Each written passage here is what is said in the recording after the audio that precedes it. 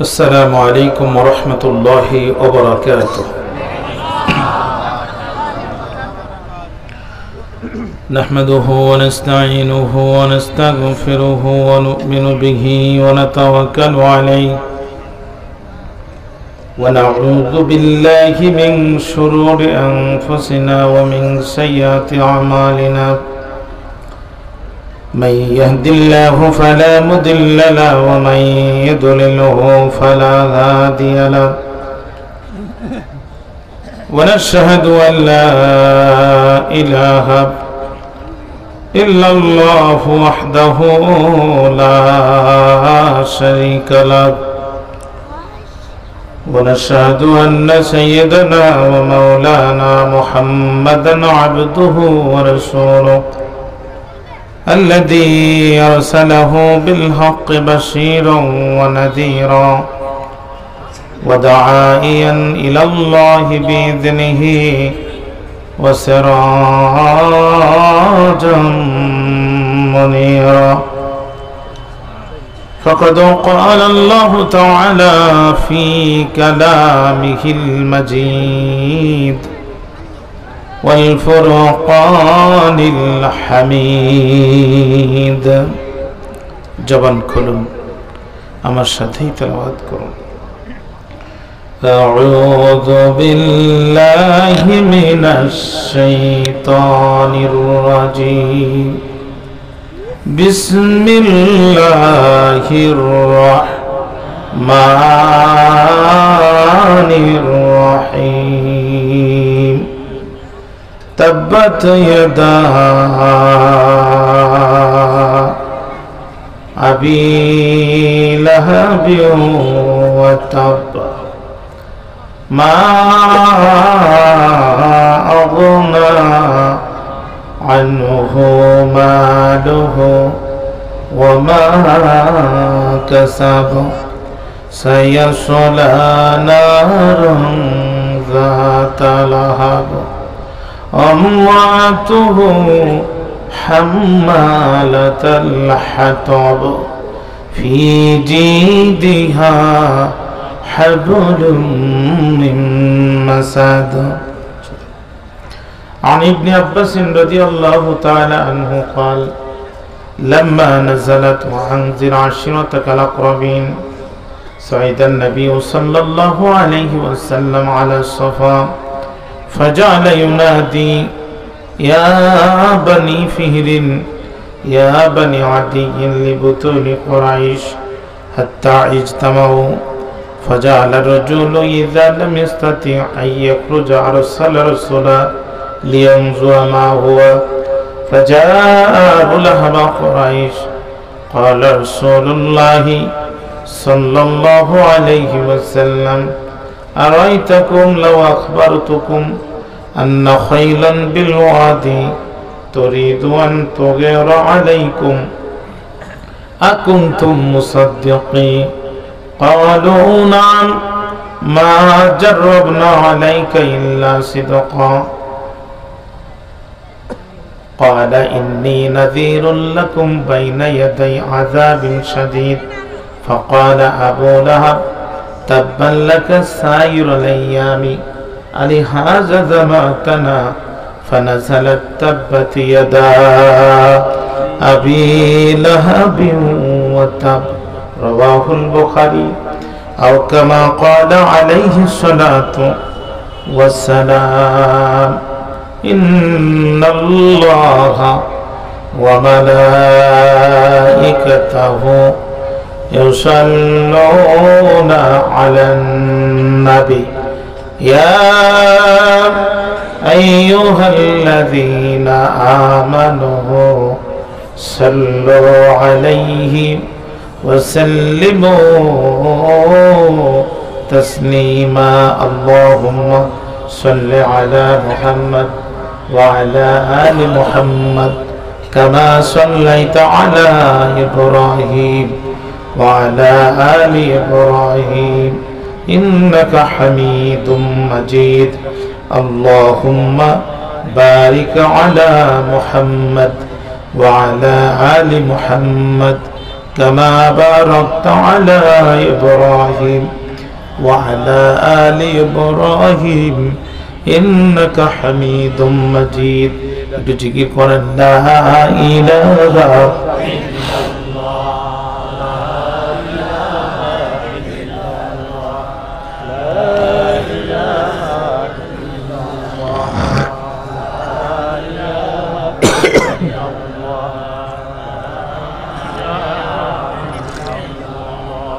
এই কালেমার দাওয়াতিতে মার খাইলেন নবী তায়েফেতে, বন্দী হলেন দেশে ছাড়লেন তবু বিপ্লবী কালেমা ছাড়লেন না।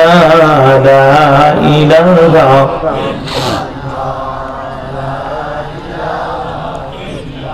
লা ইলাহা ইল্লাল্লাহু মুহাম্মাদুর রাসূলুল্লাহ সাল্লাল্লাহু। দুধমুখা সিরাজুল হক আদর্শ দাখিল মাদ্রাসার উদ্যোগে আয়োজিত বার্ষিক তাফসীরুল কোরআন মাহফিল 2025। মুকাররম মুহতারাম মুআজ্জাজ রেসপেক্টেড অনারেবল সম্মানিত সভাপতি চৌধুরী মোহাম্মদ মুমিনুল্লাহ সাহেব আতালাল্লাহু উমরাহু ওয়া বারাকাল্লাহু ফি হায়াতিহি ওয়া ক্বাব্বালাল্লাহু সাইর আমালিহি।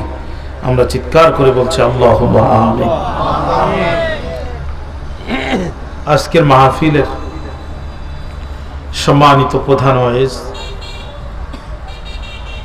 এই নোয়াখালীর গর্ব প্রখ্যাত আলেমী দ্বীন উস্তাজুল উলামা ফজিলাতুল শেখ মাওলানা সাইফুল্লাহ মুনির সাহেব ক্বাব্বালাল্লাহু সাওতাহু লিল কুরআনিল আযীম, তার এই কণ্ঠ আর মেধাকে আল্লাহ কোরআন সুন্নাহর খেদমতে আমৃত্যু ব্যাপৃত থাকার সুযোগ দান করে দিন। আলোচনা পেশ করেছেন আমার পরম শ্রদ্ধাভাজন নবীপুর ফয়েজিয়া সিনিয়র মাদ্রাসার সম্মানিত অধ্যক্ষ মাওলানা ইয়াসিন করিম সাহেব। আল্লাহ তাআলা তাকেও দয়া করে কবুল করুন। মঞ্চে উপবিষ্ট সম্মানিত উলামায়ে কেরাম, শুধু সমাজ দূর দারাজ থেকে আগত স্বাগত সুচিন্তিত শিক্ষিত সম্মানিত মুরব্বিয়ানি কেরাম, মুস্তাফা মুজাহিদ খালেদ তারেক সাইফুল্লাহর উত্তরসূরি নওজোয়ান প্রিয় যুবক ভাইরা, সমবয়সী বন্ধুরা, স্নেহের কচিকাচা অনুজবৃন্দ, পর্দার অন্তরালে অবস্থানরতা, সর্বগুণে গুণান্বিতা পর্দানিশিনী আমার মা এবং ভগ্নীরা, আলোচনার শুরুতেই অন্তরের গহীন কন্দর থেকে আপনাদের উদ্দেশ্যে জ্ঞাপন করছি আন্তরিক মুবারক ইসলামী রীতিনীতি অনুযায়ী আসসালামু আলাইকুম ওয়া রাহমাতুল্লাহি ওয়া বারাকাতুহু।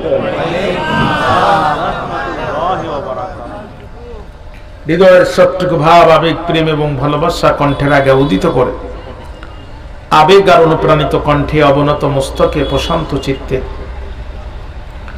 কালিমাতুল শুকর আদায় করছি ওই মহান মাবুদের দরবারে, যে রব্বুল আলামিন জনপদের প্রত্যন্ত অঞ্চল থেকে আপনার আমার মতো কিছু নগণ্য গোলামকে কোরআন শোনার জন্য একত্রিত করেছেন। আপনারা খুশি না বেজার? আর জোরে বলেন। এই জন্য প্রাণ খুলে সকলে মিলে একবার বলছি আলহামদুলিল্লাহ। আরো জোরে বলছি আলহামদুলিল্লাহ। দুরুদ সালাম বিশ্ব মানবতার মুক্তির মহান দিশারি, নির্যাতিত মানবতার নবী, বঞ্চিত মানবতার নবী, সাইয়্যিদুল মুরসালিন ও খাতিমুন নবীন, ইমামুল আম্বিয়া মুহাম্মদুর রাসূলুল্লাহ সাল্লাল্লাহু আলাইহি ওয়াসাল্লাম। ভূমিকা ছাড়াই সরাসরি কথা শুরু করতে চাই। আল্লাহ তাআলা আজকের মাহফিলকে দয়াল করে কবুল করুন। আমিন। তেলাওয়াত করেছি কোরআনুল কারীমের 111 নম্বর সূরা 30 নম্বর পারা সূরাতুল লাহাবের সব কয়টি আয়াতে কারিমা। তেলাওয়াতকৃত আয়াতে কারিমার অন্তর্নিহিত বক্তব্যকে সামনে রেখে আমি কথা শুরু করার নিয়ত করছি। আল্লাহ আমার কণ্ঠ এবং মেধাকে আপনাদের খেদমতে কবুল করুন। আমিন। সূরাটির নাম সূরাতুল লাহাব। লাহাব শব্দের অর্থ হচ্ছে অগ্নি স্ফুলিঙ্গ, আগুনের লেলিহান শিখা বা শীষ বিশিষ্ট আগুন। আগুন জ্বলতে জ্বলতে যে আগুনের লেলিহান শিখা হঠাৎ করে প্রজ্বলিত হয়ে জ্বালি পুড়ি দুমড়ি মুসড়ি সম্মুখপানে অগ্রসর হয়, এই শীষ বা শিখা বিশিষ্ট আগুনকে আরবিতে লাহাব বলা হয়। তবে সূরাটিকে সূরাতুল মাসাদও বলা হয়, সূরাতুত তাব্বাতও বলা হয়। সূরাটির মধ্যে আয়াত সংখ্যা 5টি, রুকু সংখ্যা 1টি। গোটা পৃথিবীর সমস্ত মুফাসসিররা এ বিষয়ে ঐকমত পোষণ করেছেন যে সূরাটি নাজিল হয়েছিল মক্কায়। অতএব সূরাতুল লাহাব একটি মাক্কি সূরা। 2 নম্বর পয়েন্ট হচ্ছে আল মুনাসাবাতু বাইনাস সূরাতাইন, তেলাওয়াতকৃত সূরার সাথে পূর্ববর্তী সূরার সম্পর্ক কি। তাফসীরের অত্যন্ত গুরুত্বপূর্ণ পয়েন্ট এটি। তারতিবুস সূরা, সূরাতুল ফাতিহার পরে সূরাতুল বাকারা, এই তারতিব, এই সিরিয়াল পৃথিবীর কেউ করেন নাই, সাহাবায়ে কেরাম করেন নাই, রাসূলুল্লাহ করেন নাই। এই সিরিয়ালকে করে দিয়েছেন যিনি, একটু নিজে বলেন কে তিনি। পূর্বের সূরার নাম হচ্ছে সূরাতুন নাসর, আমরা তেলাওয়াত করেছি সূরাতুল লাহাব। প্রশ্ন হচ্ছে দুইটি সূরা কেন পাশাপাশি আসলো, দুইটি সূরার মধ্যে সম্পর্ক কি। মিশরের জামিয়া আল আজহার বিশ্ববিদ্যালয়ের শীর্ষস্থানীয় মুফাসসিরদের একটি বিশেষ বোর্ড দীর্ঘদিন গবেষণা করে আধুনিক সহজসাধ্য 3 খণ্ডের একটি আরবি তাফসীর বিশ্ববাসীকে তারা উপহার দিয়েছে। নাম তার তাফসীরে ওয়াসিত। তাফসীরে ওয়াসিতের মধ্যে মুফাসসির কেরামগণ বলেন, সূরাতুন নাস মিন আখিরি মা নাযালাত বিল মাদিনাতি ওয়া সূরাতুত তাব্বাত মিন আউয়ালি মা নাযালাত বিমাক্কাহ। সূরা নাসর এবং সূরা লাহাবের মধ্যে একটি গভীর সম্পর্ক বিদ্যমান, আর সেটি হচ্ছে দুটি সূরার যতগুলো আয়াতে কারিমা আছে সমস্ত আয়াতে কারিমা আল্লাহ তাআলা একসাথে নাজিল করে দিয়েছে। সূরা লাহাব হচ্ছে প্রথম একসাথে নাজিল হওয়া সূরা, যেটা নাজিল হয়েছিল মক্কায়। আর সূরা নাসর হচ্ছে সর্বশেষ একসাথে নাজিল হওয়া সূরা, যেটা নাজিল হয়েছিল মদিনায়। তাহলে একটি সর্বপ্রথম, একটি সর্বশেষ, একটি মক্কায়, একটি মদিনায়, দুইটি সূরার সমস্ত আয়াতে কারিমা একসাথে নাজিল হয়েছে। আবার কোরআনুল কারীমের সূরাগুলোর তারতিব করার সময়, সিরিয়াল করার সময় এই দুইটি সূরাকে পাশাপাশি দিয়েছেন যিনি, একটু চিৎকার দিয়ে বলেন কে তিনি। 3 নম্বর পয়েন্ট হচ্ছে সাবাবে নুজুল, শানে নুজুল বা আসবাবে নুজুল, নাজিলের কারণ বা অবতরণের প্রেক্ষাপট। এ প্রসঙ্গে তাফসীরে খাজান, ইমাম খাজান রাহমাতুল্লাহ আলাইহি বুখারী শরীফের 770 নম্বর হাদিস উনি দলিল হিসাবে উপস্থাপন করেছেন, যেটি আমি শুরুতে আপনাদের সামনে তেলাওয়াত করেছি। বিশ্বনবী জলিল কদর সাহাবী ইবনে আব্বাস রাদিয়াল্লাহু তাআলা আনহু বলেন, লাম্মা নাযালাত আনজির আশিরাতাকাল আকরাবিন, আল্লাহ রাসূলের উপরে যখন আয়াতে কারিমা নাজিল হয়ে গেল, হে নবী আপনার নিকটাত্মীয়দেরকে জাহান্নামের ভীতি প্রদর্শন করুন। এই আয়াতে কারিমা নাজিল হয়ে গেল যখন সাঈদান নবী সাল্লাল্লাহু আলাইহি সাল্লাম আলা সাফা, হুজুর সাল্লাল্লাহু আলাইহি সাল্লাম সাফা পর্বতে উঠল, তখন ফাজাআলা ইউনাদি, নবী ওখান থেকে চিৎকার করা শুরু করলেন, ইয়া বানি ফিহরিন ইয়া বানি আদিয়িন লিবুতুনি কুরাইশ।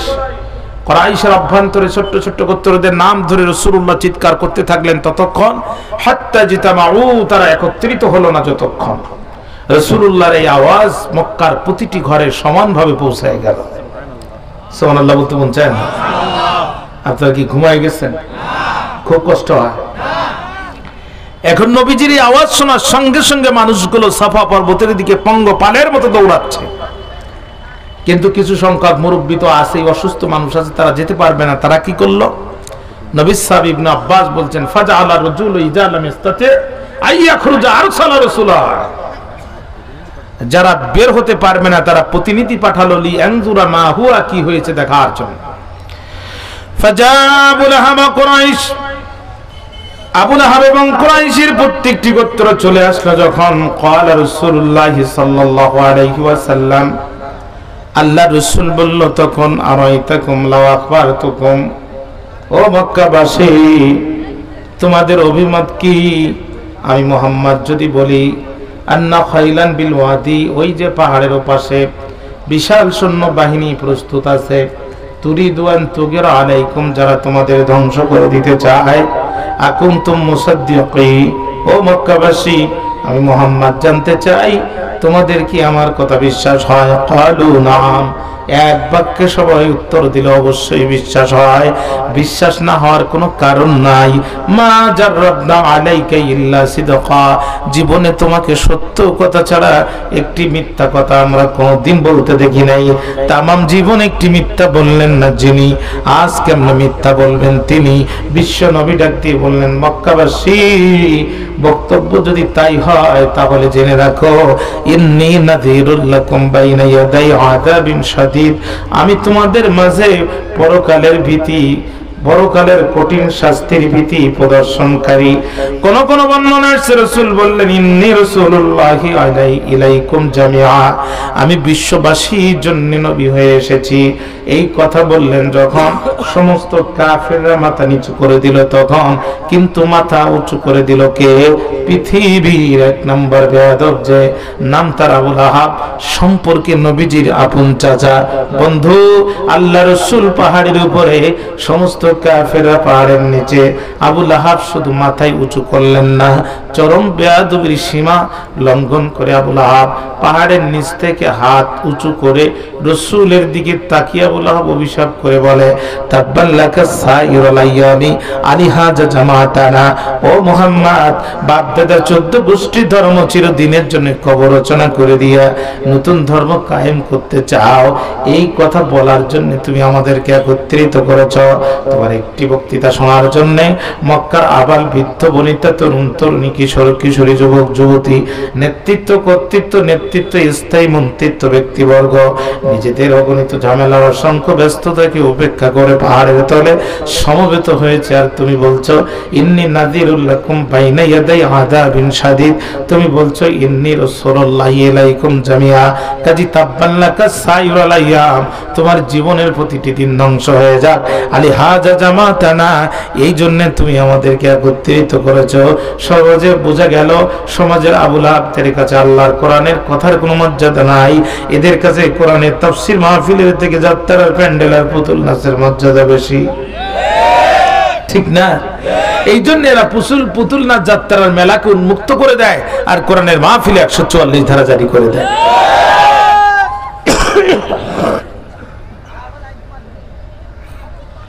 মনোযোগ আছে আমার দিকে? কষ্ট হয় আপনাদের?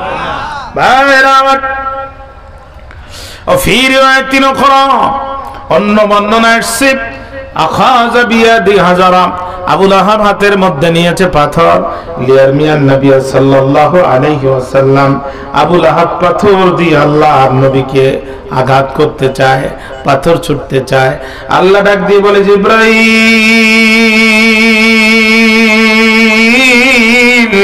আর করোনা দেরি, চলে যাও তাড়াতাড়ি। আবু লাহাবের মুখটি ব্যস্ত আবার নবী ধ্বংস কামনায়। আবু লাহাব হাত দিয়ে আবার রাসূলকে পাথর ছুটতে চায়। রে জিবরিল, আমি আল্লাহর কি আর সহ্য হয়? আমার নবী যেন মন খারাপ করে না, আমার নবীকে জানায় দাও আমার নবীর জীবনের একটি সেকেন্ডও নষ্ট হবে না। বরং যে আমার নবীকে অভিশাপ করলো, আমি আল্লাহ নিজেই তাকে অভিশাপ করলাম। আমি অভিশাপ করার মাধ্যমে কিয়ামতের আগ পর্যন্ত এই পৃথিবীতে আমার বিশ্বাসী যত বান্দা এই পৃথিবীতে জন্ম নেবে, নামাজের মধ্যে নামাজের বাইরে, ফরজে ওয়াজিবে, সুন্নাতে নফলে কিংবা রাতের তাহাজ্জুদে, গোটা পৃথিবীর যে কোনো জায়গায় প্রতিটি ঘন্টার প্রতিটি মিনিটের প্রতিটি সেকেন্ডে কোথাও না কোথাও সূরা লাহাব তেলাওয়াত হবে আর আবু লাহাবের উপরে অভিশাপ পড়তেই থাকবে।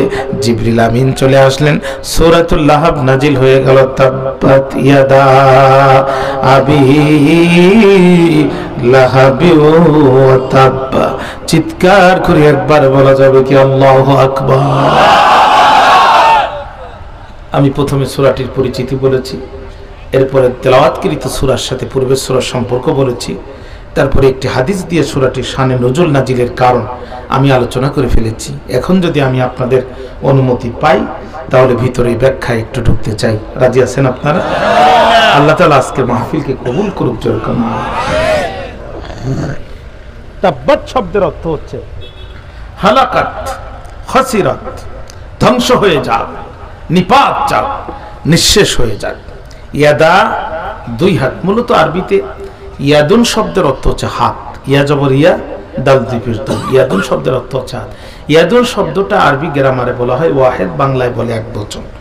আরবি গ্রামারে ওয়াহেদকে যদি তাসনিয়া করতে হয়, অর্থাৎ এক বচনকে যদি দ্বিবচন করতে হয়, তাহলে ওয়াহেদের সাথে এক বচনের সাথে আলিফ আর নুনকে বৃদ্ধি করে দিতে হয়, জিয়াদা করে দিতে হয়। মূলত এখানে শব্দটা ছিল তাব্বাত ইয়াদান, কিন্তু ইয়াদানের শব্দের সাথে আবু লাহাব শব্দের ইদাফাতের সম্পর্ক হওয়ার কারণে আরবি গ্রামারে বলে ইদাফাত, বাংলায় বলে সম্বন্ধ পদ, মুদাফ মুদাফ ইলাইহি সম্পর্ক হওয়ার কারণে আরবি গ্রামারের রুলস অনুযায়ী তাসনিয়ার নুনকে এখানে হযফ করে ফেলে দেওয়া হয়েছে, কেটে বাদ দেওয়া হয়েছে। তাহলে অর্থ দাঁড়ালো তাব্বাত ধ্বংস হয়ে যাক, ইয়াদা দুহাত আবি লাহাব আবু লাহাবের ওয়া তাব্বা এবং সে ধ্বংস হয়েছে। আয়াত একটি, বক্তব্য দুইটি। আয়াতের প্রথম অংশকে বলা হয় দুআউন আলাইহি, অভিশপ্ত বদদোয়া, আর শেষের অংশকে বলা হয় ওয়াল ইখবার, অভিশপ্ত বদদোয়ার ফলাফল।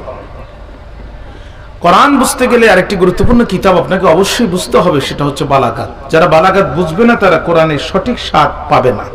বালাগাতের বিরুদ্ধে একটা গুরুত্বপূর্ণ চ্যাপ্টার আছে, তার নাম তার মাজাজ মুরসাল। মাজাজ মুরসাল কাকে বলে? আতলাকাল জুজ ও আরাদাল কুল, শব্দ প্রয়োগ হবে অর্থে গিয়ে, কিন্তু অর্থ গৃহীত হবে পরিপূর্ণের। রাসূলুল্লাহ সাল্লাল্লাহু আলাইহি সাল্লাম হাদিসে বলেছেন যে চোখ আল্লাহর ভয়ে কাঁদে, এই চোখ জাহান্নামের আগুনে জ্বলবে না। তার মানে আমরা কি বুঝলাম?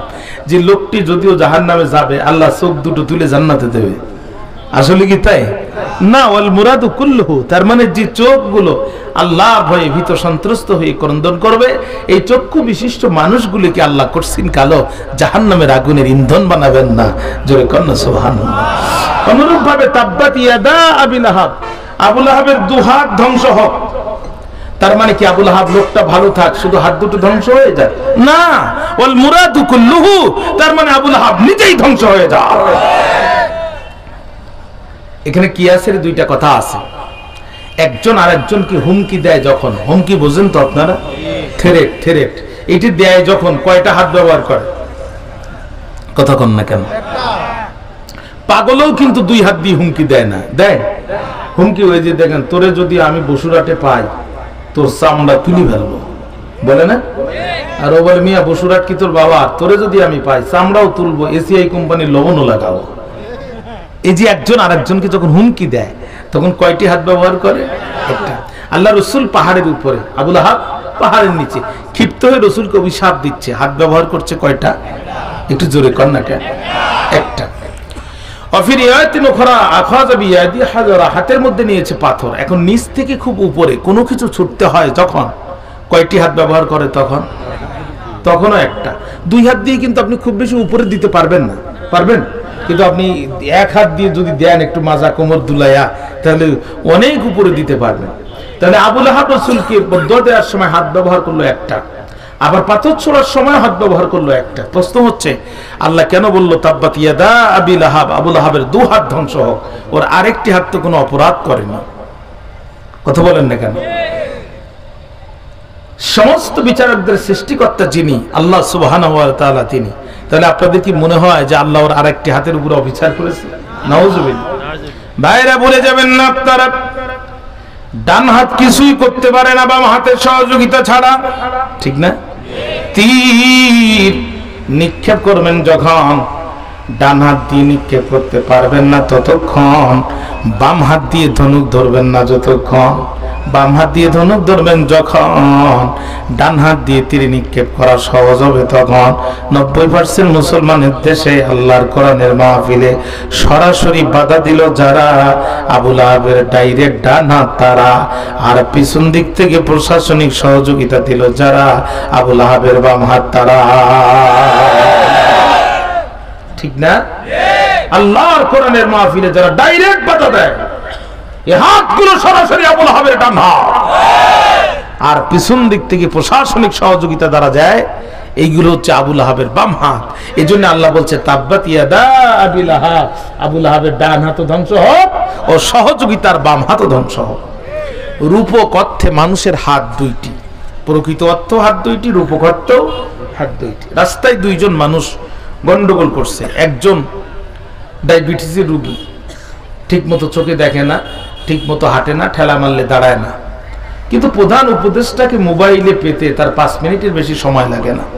এই লোকটি শারীরিকভাবে দুর্বল কিন্তু প্রশাসনিকভাবে সবল, প্রশাসনিকভাবে সবল। আরেকটি লোক 3 জনের খাবার একা খেতে পারে, 3 জনের কাজ একা করতে পারে। ও ঘুষি মারলে মানুষ বাঁচে না, কিন্তু ওরা আবার একা একা চেয়ারম্যানের কাছে যাওয়ার সাহস হয় না। লোকটি শারীরিকভাবে সবল কিন্তু প্রশাসনিকভাবে দুর্বল। 2 লোক রাস্তায় মারামারি বাঁধছে, এখন যার গায়ে শক্তি আছে ও চিন্তা করে আগে মারে ঘুষি, যা আছে কপালে হবে কাল সকালে। দিছে ঘুষি, বেচারা ডায়াবেটিসের রোগী এক ঘুষিতে রাস্তায় শীত হয়ে পড়ে গেছে। পাশে বসা ছিল ছাড়া যারা বলা বলি করছে তারা, মিয়া গায়ে শক্তি থাকলে যার তার গায়ে হাত দিতে হয় না, তুমি জানো ওর হাত কত লম্বা? আচ্ছা বলেন তো, কারোর হাত কি আমাদের হাতের চেয়ে আরো এক হাত লম্বা? তাহলে এই হাত কোন হাত? ক্ষমতার হাত। এই হাত কোন হাত? ক্ষমতার হাত। আল্লাহ কয় তাব্বাত ইয়াদা আবি লাহাব, আবু লাহাবের নিজের হাত ধ্বংস হোক, যেই ক্ষমতার বলে বলিয়ান হয়ে আমার রাসূলের দিকে আঙ্গুল উঁচু করার দুঃসাহস দেখায়, যেই ক্ষমতার বলে বলিয়ান হয়ে আমার রাসূলের দিকে পাথর নিক্ষেপ করার দুঃসাহস দেখায়, ওই ক্ষমতার হাত ধ্বংস হয়ে যায়। যেন তেন কাফের মনে করেন না, একমাত্র কাফের যার নামে কোরআনে ডাইরেক্ট সূরা নাজিল হয়েছে, যার নামে কোরআনে ডাইরেক্ট কি সূরা নাজিল হয়েছে। ফেরাউনের নাম কোরআনে এসেছে, কিন্তু সূরায়ে ফেরাউন বলে কোন সূরা কোরআনে নাজিল হয়েছে? রাসূলকে মাজনুন বলেছিল ওয়ালিদ ইবনে মুগিরা, পাগল বলেছিল আল্লাহর নবীকে। আল্লাহর আর সহ্য হয়নি। নুন 29 পারা, নুন আল কলামি ওয়া মা ইয়াসতুরুন বলতে বলতে বলতে বলতে আল্লাহ এক পর্যায়ে বলে দিলেন উতুল্লিম বাদা যালিকা জানিম, নবী আপনাকে পাগল বলেছে যে বৈধ সন্তান নয় সে, আর যার জন্মেরই ঠিক নাই, ইসলাম আর আপনার বিরোধিতা করা ছাড়া তার আর কোনো কাজ নাই। কথা বল না কেন? কথা বলেন। কিন্তু ওয়ালিদ ইবনে মুগিরার নাম আল্লাহ তাআলা এখানে ব্যবহার করেন নাই। এই আবু লাহাব কোন জাতের আবু লাহাব? এটা কোন জাতের কাফের? কোন জাতের কাফের? আহা, আস্তে আস্তে। আপনাদের কি কোনো কষ্ট হচ্ছে? মনোযোগ আছে আমার দিকে। এই আবু লাহাব কোন জাতের কাফের যে তার নামে ডাইরেক্ট সূরা নাজিল হলো? আমি ছোট বড় প্রায় 6টা তাফসীর তাখরিজ করে আবু লাহাবের ছোট বড় 6টা মারাত্মক অপরাধ পেয়েছি। আমি খুব সংক্ষেপে 6টা অপরাধ একটু টাচ দিয়েই আমি আয়াতের কাছে ফিরে আসতে চাই। আপনাদের কি মনোযোগ আছে? 1 নম্বর অপরাধ, সহিহ ইবনে খুজাইমা একটা হাদিসের কিতাব, হাদিস নাম্বার 159, লম্বা হাদিস, আমি বাংলায় সার সংক্ষেপ মুলাক্কাস বলছি। 1500 বছর পূর্বে রাসূলুল্লাহ কোরআনের দাওয়াত দিয়েছিলেন, যেই দিন সর্বপ্রথম বাধা দিয়েছিল যে আবু লাহাব ছিল সে। হজের মৌসুমে হাজিরা আসলো মক্কায়। আল্লাহর নবী মক্কার হাজীদেরকে দাওয়াত দেয়, ও হাজীরা শুধু একবার বলো আল্লাহ ছাড়া কোনো মাবুদ নাই। আমি আব্দুল্লাহর বেটা কথা দিলাম তোমরা হবে সফল কাম। আবু লাহাব পিছন দিক থেকে হাজীদেরকে বলে, খবরদার লা তুসাদ্দিকুহু, তোমরা তারে বিশ্বাস করো না। আন্নাহু কাযযাব, নিশ্চয়ই সে একটা মিথ্যাবাদী। খবরদার তোমরা তারে বিশ্বাস করো না। আন্নাহু মাজনুন, সে একটা পাগল। লোকজন বলছে পাগল যদি হবে পরনে থাকবে চট, চুলগুলো থাকবে এলোমেলো কিংবা মাথায় জট। এখন আশ্চর্য ধরনের পাগল, পরনের মধ্যে চট নাই, মাথার মধ্যে জট নাই। মুহাম্মদ كان النبي صلى الله عليه وسلم يتكلم بلسان عربي مبين, আল্লাহর নবী অত্যন্ত প্রাঞ্জল আরবিতে কথা বলতেন। রাসূলুল্লাহর কথা শুনে আশ্চর্য হয়ে গেল, পাগলের কথা কি এত পরিষ্কার পরিচ্ছন্ন হওয়া সম্ভব, এত প্রাঞ্জল হওয়া সম্ভব? আল্লাহ রাসূল দাওয়াত দিলেন, যতক্ষণ হাজিসে আগন্তুক হাজিরা রাসূলের দাওয়াতের কথা শুনলেন ততক্ষণ, আল্লাহর নবী দাওয়াত দিল যতক্ষণ, আবু লাহাব বাধা দিল ততক্ষণ। বলতে পারেন হুজুর আজ তো আর আবু লাহাব দুনিয়ার জমিনে বেঁচে নাই, আজ কেন কোরআনের দাওয়াতে বাধা হয়? ও প্যারের ভাইরা, বলে যাবেন না আপনারা আবু লাহাব দুনিয়ার জমিনে নাই, কিন্তু আবু লাহাবের রক্তে তৈরি হওয়া মানুষগুলো আজও পৃথিবী থেকে বিদায় নেয় নাই। কোরআনের দাওয়াতে বাধা দেয় যারা, এ জাতির প্রথম শ্রেণীর আবু লাহাব তারা। ধনী মানুষ অসুস্থ হয়েছে, রক্ত দরকার, ও নেগেটিভ ব্লাড, বড় আনকমন রক্ত সহজে মিলে না, সব জায়গায় পাওয়া যায় না।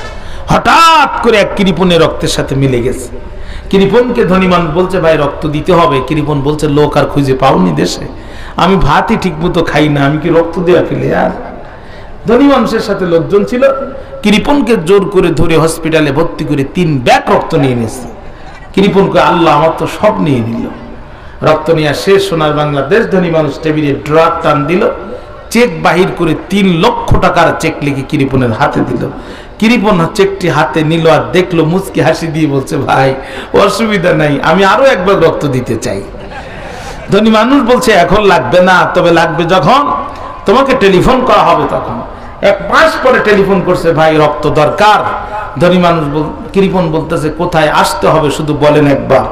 দৌড় দিয়ে চলে গেছে, মনে করছে আজও মনে হয় প্রতি ব্যাগে 1 লাখ করে দেবে। রক্ত নিয়ে আসে সোনার বাংলাদেশ। ধনী মানুষ পকেটে হাত দিল, সেখানে 5টি 2 টাকার নোট পেল, তার 3টি ছেঁড়া ছিল। এইটাই কৃপণের হাতে দিল। কৃপণ নিল, দেখলো, মেজাজ খারাপ হলো, আর ছুড়ে ফেললো, মুখে বলল, মিয়া ফাজলামি করার জায়গা পান না। 1 মাস পূর্বে দিলেন প্রতি ব্যাগে 1 লাখ, এখন মাত্র 10 টাকা, তার 6 টাকাই বাজারে চলে না, ইয়ার কি করার জায়গা পান না? ধনী মানুষ বলছে মন খারাপ করিস না, 1 মাস পূর্বে আমি ছিলাম ধনী, আমার মন ছিল ধনী, তুই কৃপণ খারাপ, তোর রক্ত খারাপ। তোর রক্ত যেই দিন আমার রক্তের মধ্যে ঢুকেছে আমি নিজেই কৃপণ হয়ে গেছি। কথা কন না? স্টেজ রেডি, প্যান্ডেল রেডি, বক্তা রেডি, হাজার হাজার মানুষ পঙ্গপালের মতো চতুর্দিক থেকে আসছে। 2 গাড়ি পুলিশ পাঠিয়ে দিয়ে মাহফিল বন্ধ করে দিয়েছে। স্টেজ থেকে লক্ষ লক্ষ মানুষের সামনে বক্তাকে ক্ষমতার দাপটে ঘাট ধরে নামাই দিয়েছে। এই কোরআনের মাহফিলের ডাইরেক্ট যারা বাধা দিয়েছে, এদের রক্তগুলো পরীক্ষা করে দেখেন, এদের রক্তের ভিতরে আবুল আহাবের রক্তের ঘ্রাণ খুঁজে পাবেন। কোরআনের দাওয়াতে বাধা দেয়া চরিত্র, এটা হচ্ছে আবুল আহাবের চরিত্র, ঠিক না? আল্লাহর কোরআনের মাহফিলে বাধা দিয়েছে, কোরআনের দাওয়াতে বাধা সৃষ্টি করেছে।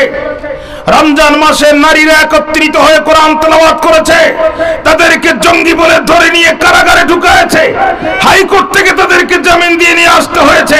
কোরআনের সাথে গদ্দারি করার কারণে আল্লাহ তাআলার এমন লানতের শিকার হয়েছে, এমন গজবের শিকার হয়েছে, পিছনের দরজা দিয়ে চোর আর ডাকাতের মতো এক কাপড়ে পালাতে বাধ্য হয়েছে।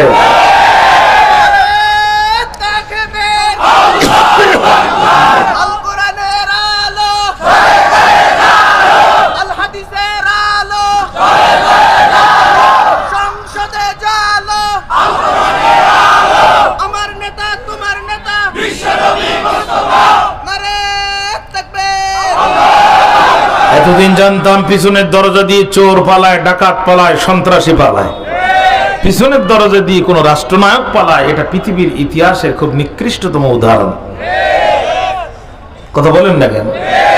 পৃথিবীর ইতিহাসে পিছনের দরজা দিয়ে কোন রাষ্ট্রনায়ক পালায়, এটা পৃথিবীর অত্যন্ত নিকৃষ্টতম উদাহরণ। পালানোর সময় বলছে আমার একটা শাড়ি নেওয়ার দরকার ছিল, বলছে ম্যাডাম হাতে সময় নেই। বলছে একটু শেষ বক্তব্য দিতাম, কয় সে ক্যামেরাম্যান পালাইছে বহুত আগে। কয় আমার ব্যক্তিগত নিরাপত্তা প্রহরীরা কোথায়? কয় ওরা কাপড় চোপড় খুলে ফেলেছে। কয় তাহলে একটু বাবার কবরটা শেষবারের মতো জিয়ারত করতাম। কয় ওই চিন্তা করেন না, ওখানে গেলে ওখানে শুয়ে থাকা লাগবে না। কয় তাহলে এখন কি করবো বলে দাও।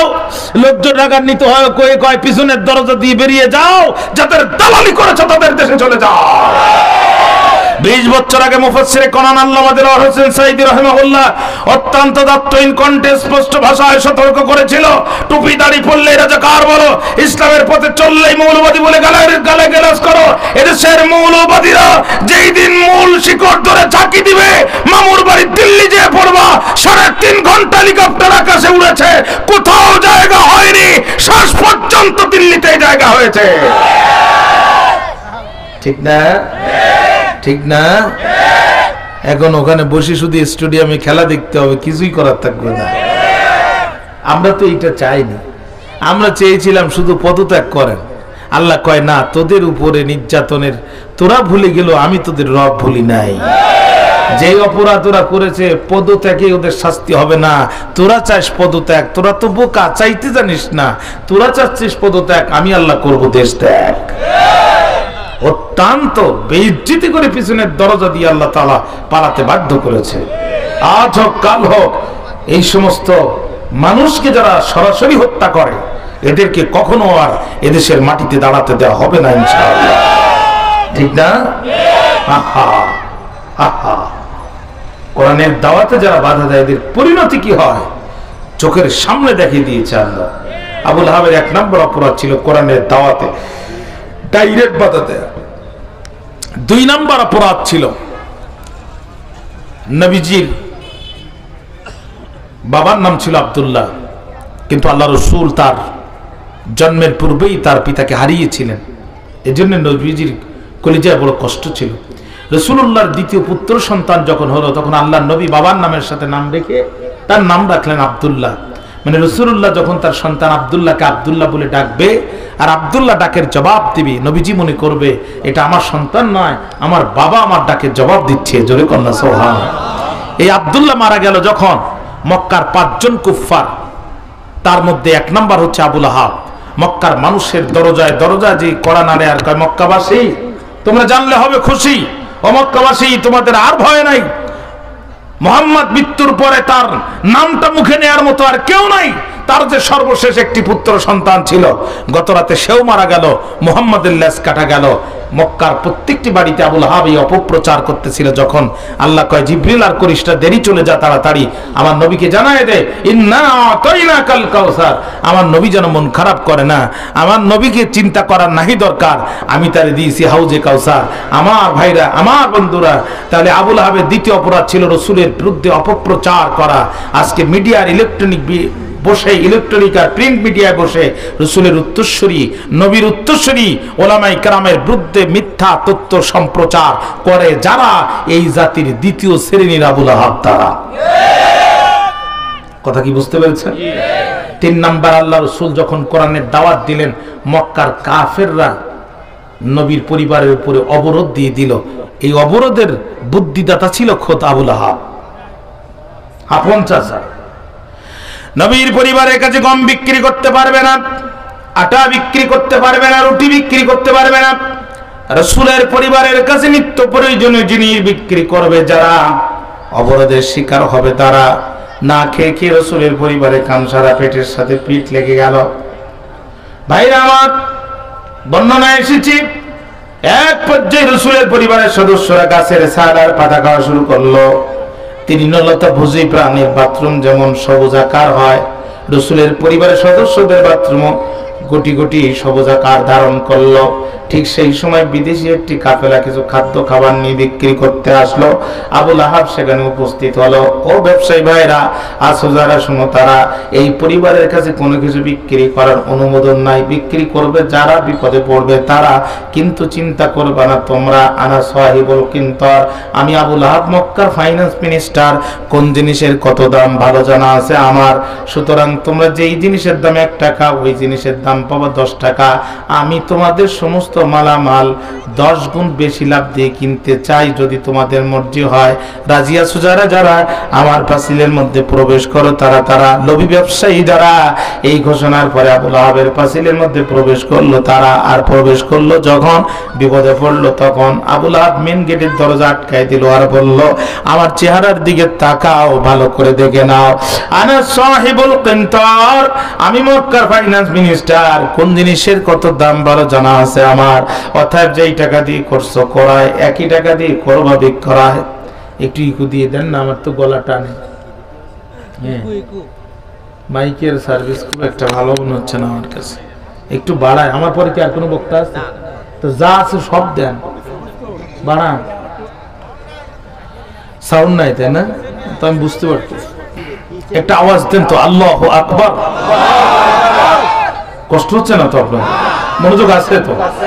ভাইরা আমার, খেয়াল করেন, আবু লাহাব বলল, সাহিবুল কিন্তর, আমি মক্কার ফাইন্যান্স মিনিস্টার, কোন জিনিসের কত দাম ভালো জানা আছে আমার। অর্থাৎ যেই টাকা দিয়ে করছো করায়, একই টাকা দিয়ে করবা বিক্রয়, 1 টাকা লাভ পাবা না, তালবানা করলে জীবনও ফেরত পাবা না। কারণ আমি শুধু অর্থমন্ত্রী না, আমি স্বরাষ্ট্রমন্ত্রী, 2টা মন্ত্রণালয় আমি বর্তমানে চালাই। আমার সাথে বেয়াদবি করে পার পাবা না। মাল এনেছো মাল দাও, যেই টাকা দিয়ে কিনছো ওই টাকাটাই শুধু নাও। আজও দেখেন পরিস্থিতি তাই। 10 টাকার চাউল খাওয়ানোর নাম করে মানুষগুলোকে নিজেদের গণ্ডির ভিতরে ঢুকাইয়া দ্রব্য মূল্যর নামে সিন্ডিকেট করে 10 টাকার, আমার ভাইরা 60 টাকার চিনি, 120 টাকা, 30 টাকার কাঁচা ঝাল, 300 টাকা বানায় যারা, আবু লাহাব তারা। এ জাতিকে জিম্মি করা, এটা আবু লাহাবের বৈশিষ্ট্য, জাতিকে জিম্মি করা।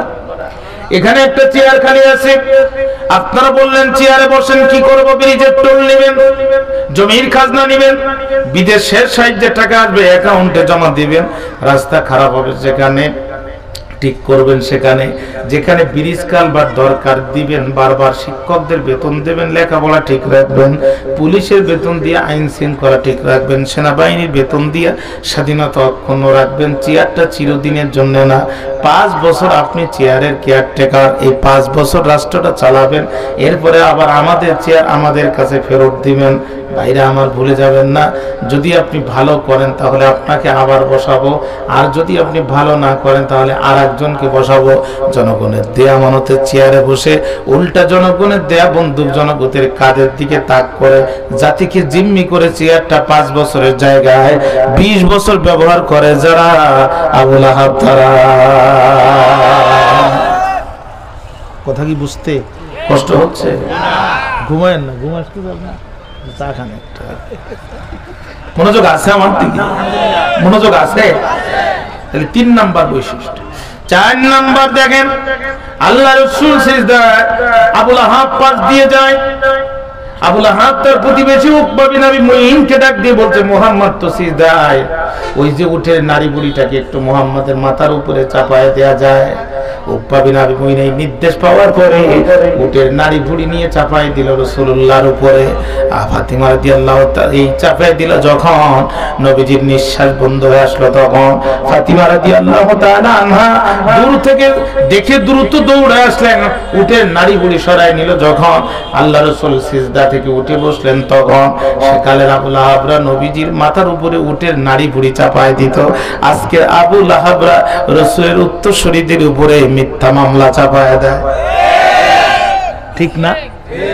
হাজী সাহেব মক্কায়, মামলা হয় বাংলায়। হাজী সাহেব কোথায়? মামলা হয় কোথায়? হাজী সাহেব কবরে, মামলা হয় উপরে। 10 বছর আগে হাজী সাহেব কবরে, 10 বছর পরে হাজী সাহেবের নামে মামলা হয়েছে উপরে। চাচি আম্মা বুড়ি মানুষ লাঠি নিয়ে খুঁড়ায় খুঁড়ায় থানায় যে বলে, বাবা ওসি বড় বিপদে পড়ে এসেছি, নিজের কানে শুনেছি তোমার চাচার নামে নাকি মামলা হয়েছে, জানতে চাই তোমার চাচা কি করেছে। ওসি সাহেব বলে, চাচি আম্মা চাচা বড় দুষ্ট মানুষ, আমার থানার সামনে ককটেল হামলা করেছে। বাবা এই ঘটনা কবে ঘটেছে? কই গতকাল রাত 10টার সময় ঘটেছে। কই তোমার চাচা তো 10 বছর আগেই মারা গেছে। এই বুড়া এত খারাপের খারাপ, মরার পরও জ্বালানো বন্ধ করলো না। এই বুড়ার সাথে আমার বুড়ির মহব্বতটা এত গভীর ছিল, মেয়েদের বাড়িতে যেত যখন বুড়ায় টেলিফোন করতো, তখন ওরে বুড়ি যত রাত হোক বাড়িতে আসো তাড়াতাড়ি, তোমারে ছাড়া কেমনে ঘুমাতে পারি। এই মহব্বতের বুড়া আমার 10 বছর আগে গেল কবরে, মাত্র 2 বার উঠলো উপরে, একবার গত নির্বাচনের সময় আর একবার তোমার থানার সামনে ককটেল মারার সময়। যেই বুড়া কবর থেকে উঠে দিন দুপুর বেলা ভোট দিতে পারে, ওই বুড়া কিন্তু সামনে আবার উঠতে পারে, ঠিক না? ঠিক না? ঠিক না? কাজেই তুমি আমার মোবাইল নাম্বারটা নাও, আমার চেয়ারম্যানের নাম্বারটা নাও। বুড়া যদি এবার কবর থেকে কোনোদিন ওঠে, শুধু ধরে আমার কাছে জমা দিবা, আমি কাপনের কাপড়টা ধরে একটা বার বলবো, বুড়া রে এত মহব্বত ভুলে চলে গেলে কবরে, কবর থেকে উঠে তুমি ভোট দেওয়ার সময় পাও, ককটেল মারার সময় পাও, তুমি তো আমার জানালার সামনে দিয়ে যাও, একটা বার কি আমার সাথে দেখা করার সময় তোমার হয় না? ভাইরা জানতে চাই, এই জাতের মামলা ছিল নাকি ছিল না? সব আবুল আহাবের মামলা, ঠিক না? ভাইরা আমার খেয়াল করেন, কয় নাম্বার গেল? 4 নাম্বার। 5ম নাম্বার নবী ডাক দিয়ে বলে, চাচা ইসলাম কবুল করে নেন। আবুল আহাব ডাক দিয়ে বলে, ভাতিজা ইসলাম তো কবুল করবো, তাহলে আমি কি পাবো? নবী কয়, চাচা কালেমা পড়ার সঙ্গে সঙ্গে অতীত জীবনের গুনাহগুলো আল্লাহ ক্ষমা করে দিয়ে দেবে, আমার সাহাবী হবার মর্যাদা পাবেন, আর মৃত্যুর পরে কিয়ামতের দিন আমি আপনার সুপারিশের জিম্মাদার হয়ে যাব। জোরে কন্যা সুবহানাল্লাহ।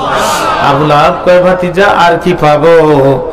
তখন ডাক দিয়ে বলে, আমার সাহাবী হওয়ার মর্যাদা পাবেন, বিজলির গতিতে পুলসিরাত পার হতে পারবেন। আবু লাহাব কয়, ভাতিজা আর কি পাবো? তার মানে আমি বর্তমানে রানিং 2টা মন্ত্রণালয়ের মন্ত্রী, আমি যদি ইসলাম কবুল করি তাহলে প্রধানমন্ত্রী হব কিনা তুমি সেই কথা বলো। কিন্তু রাসূল তো এই কথা বললেন না। আবু লাহাব বড় ক্ষিপ্ত হয়ে গেল। আবু লাহাব বলে, তাব্বান লিহাযাদ দ্বীন আন আকুনা ওয়া হাউলাই সাওয়া। ওই ধর্ম ধ্বংস হয়ে যাক যেই ধর্মে আমার মতো একটা মন্ত্রীর মর্যাদা। আর সাধারণ দাসদাসী যারা ইসলাম কবুল করেছে তাদের মর্যাদা যেই ধর্মের সমান, ওই ধর্ম ধ্বংস হয়ে যাক। মনে করেন না যে সমাজের আবু লাহাবরা ইসলাম বোঝে না।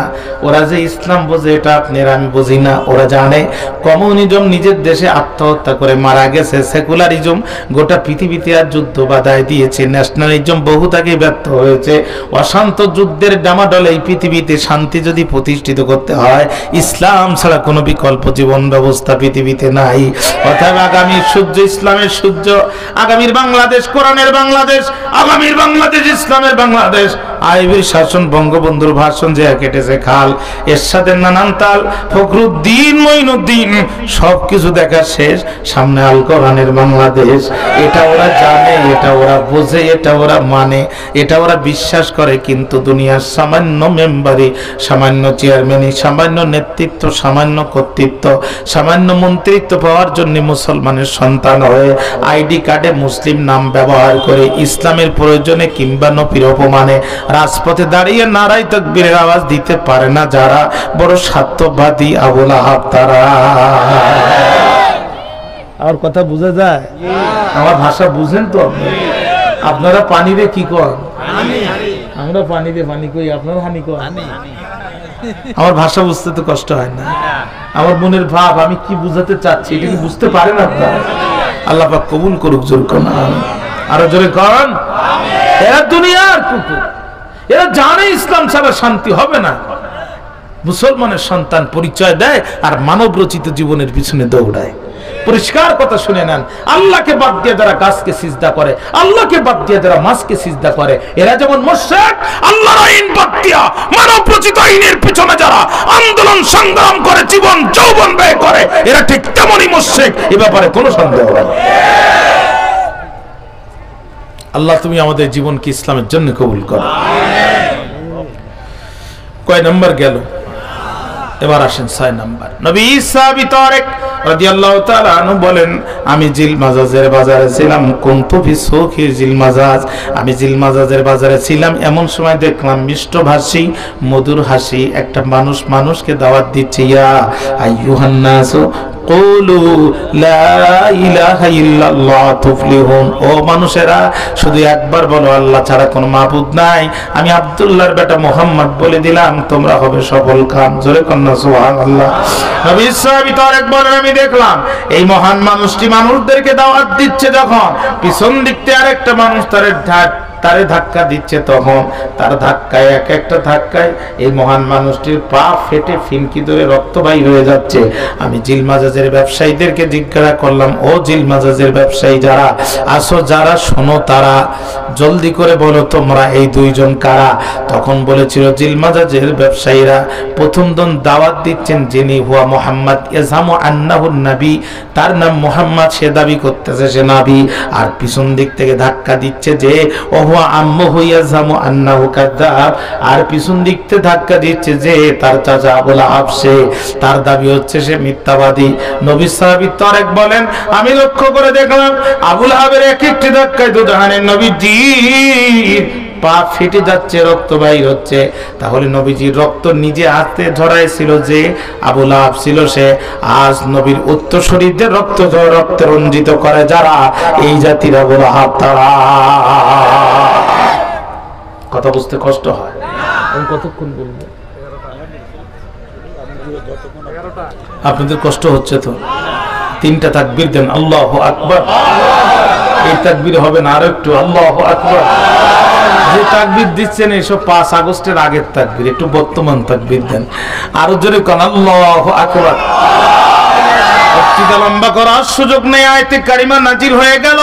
আবু লাহাবের সাথে নবীজির 4টা আত্মীয়তার বন্ধন ছিল। জোরে বলেন কয়টা? একটু জোরে কর না কেন, কয়টা? এক নম্বরে আপন চাচা নবীর দাদা মুত্তালিবের নিজের সন্তান, নবীর বাবা আব্দুল্লাহর আপন ভাই, সম্পর্কে নবীজির আপন চাচা হয়। দুই নম্বর, নবীর জন্মের পরে সবচেয়ে বেশি হয়েছিল খুশি যে আবু লাহাব ছিল সে। ভাইরা আমার, আল্লাহর নবীর জন্মের পরে রাসূলকে সর্বপ্রথম দুধ পান করান যিনি, দাসী সুহাইবা রাদিয়াল্লাহু তাআলা আনহা, তিনি বড় নামকরা মুসলিম মহিষী নারী, নামটা মনে রাখবেন, বলবেন না। দাসী সুহাইবা রাসূলকে দুধ পান করায়, আল্লাহ রাসূলকে রাখলেন। পাশের ঘর আবু লাহাবের বাড়িতে যে দাসী সুহাইবা ডাক দিয়ে বলে, নেতা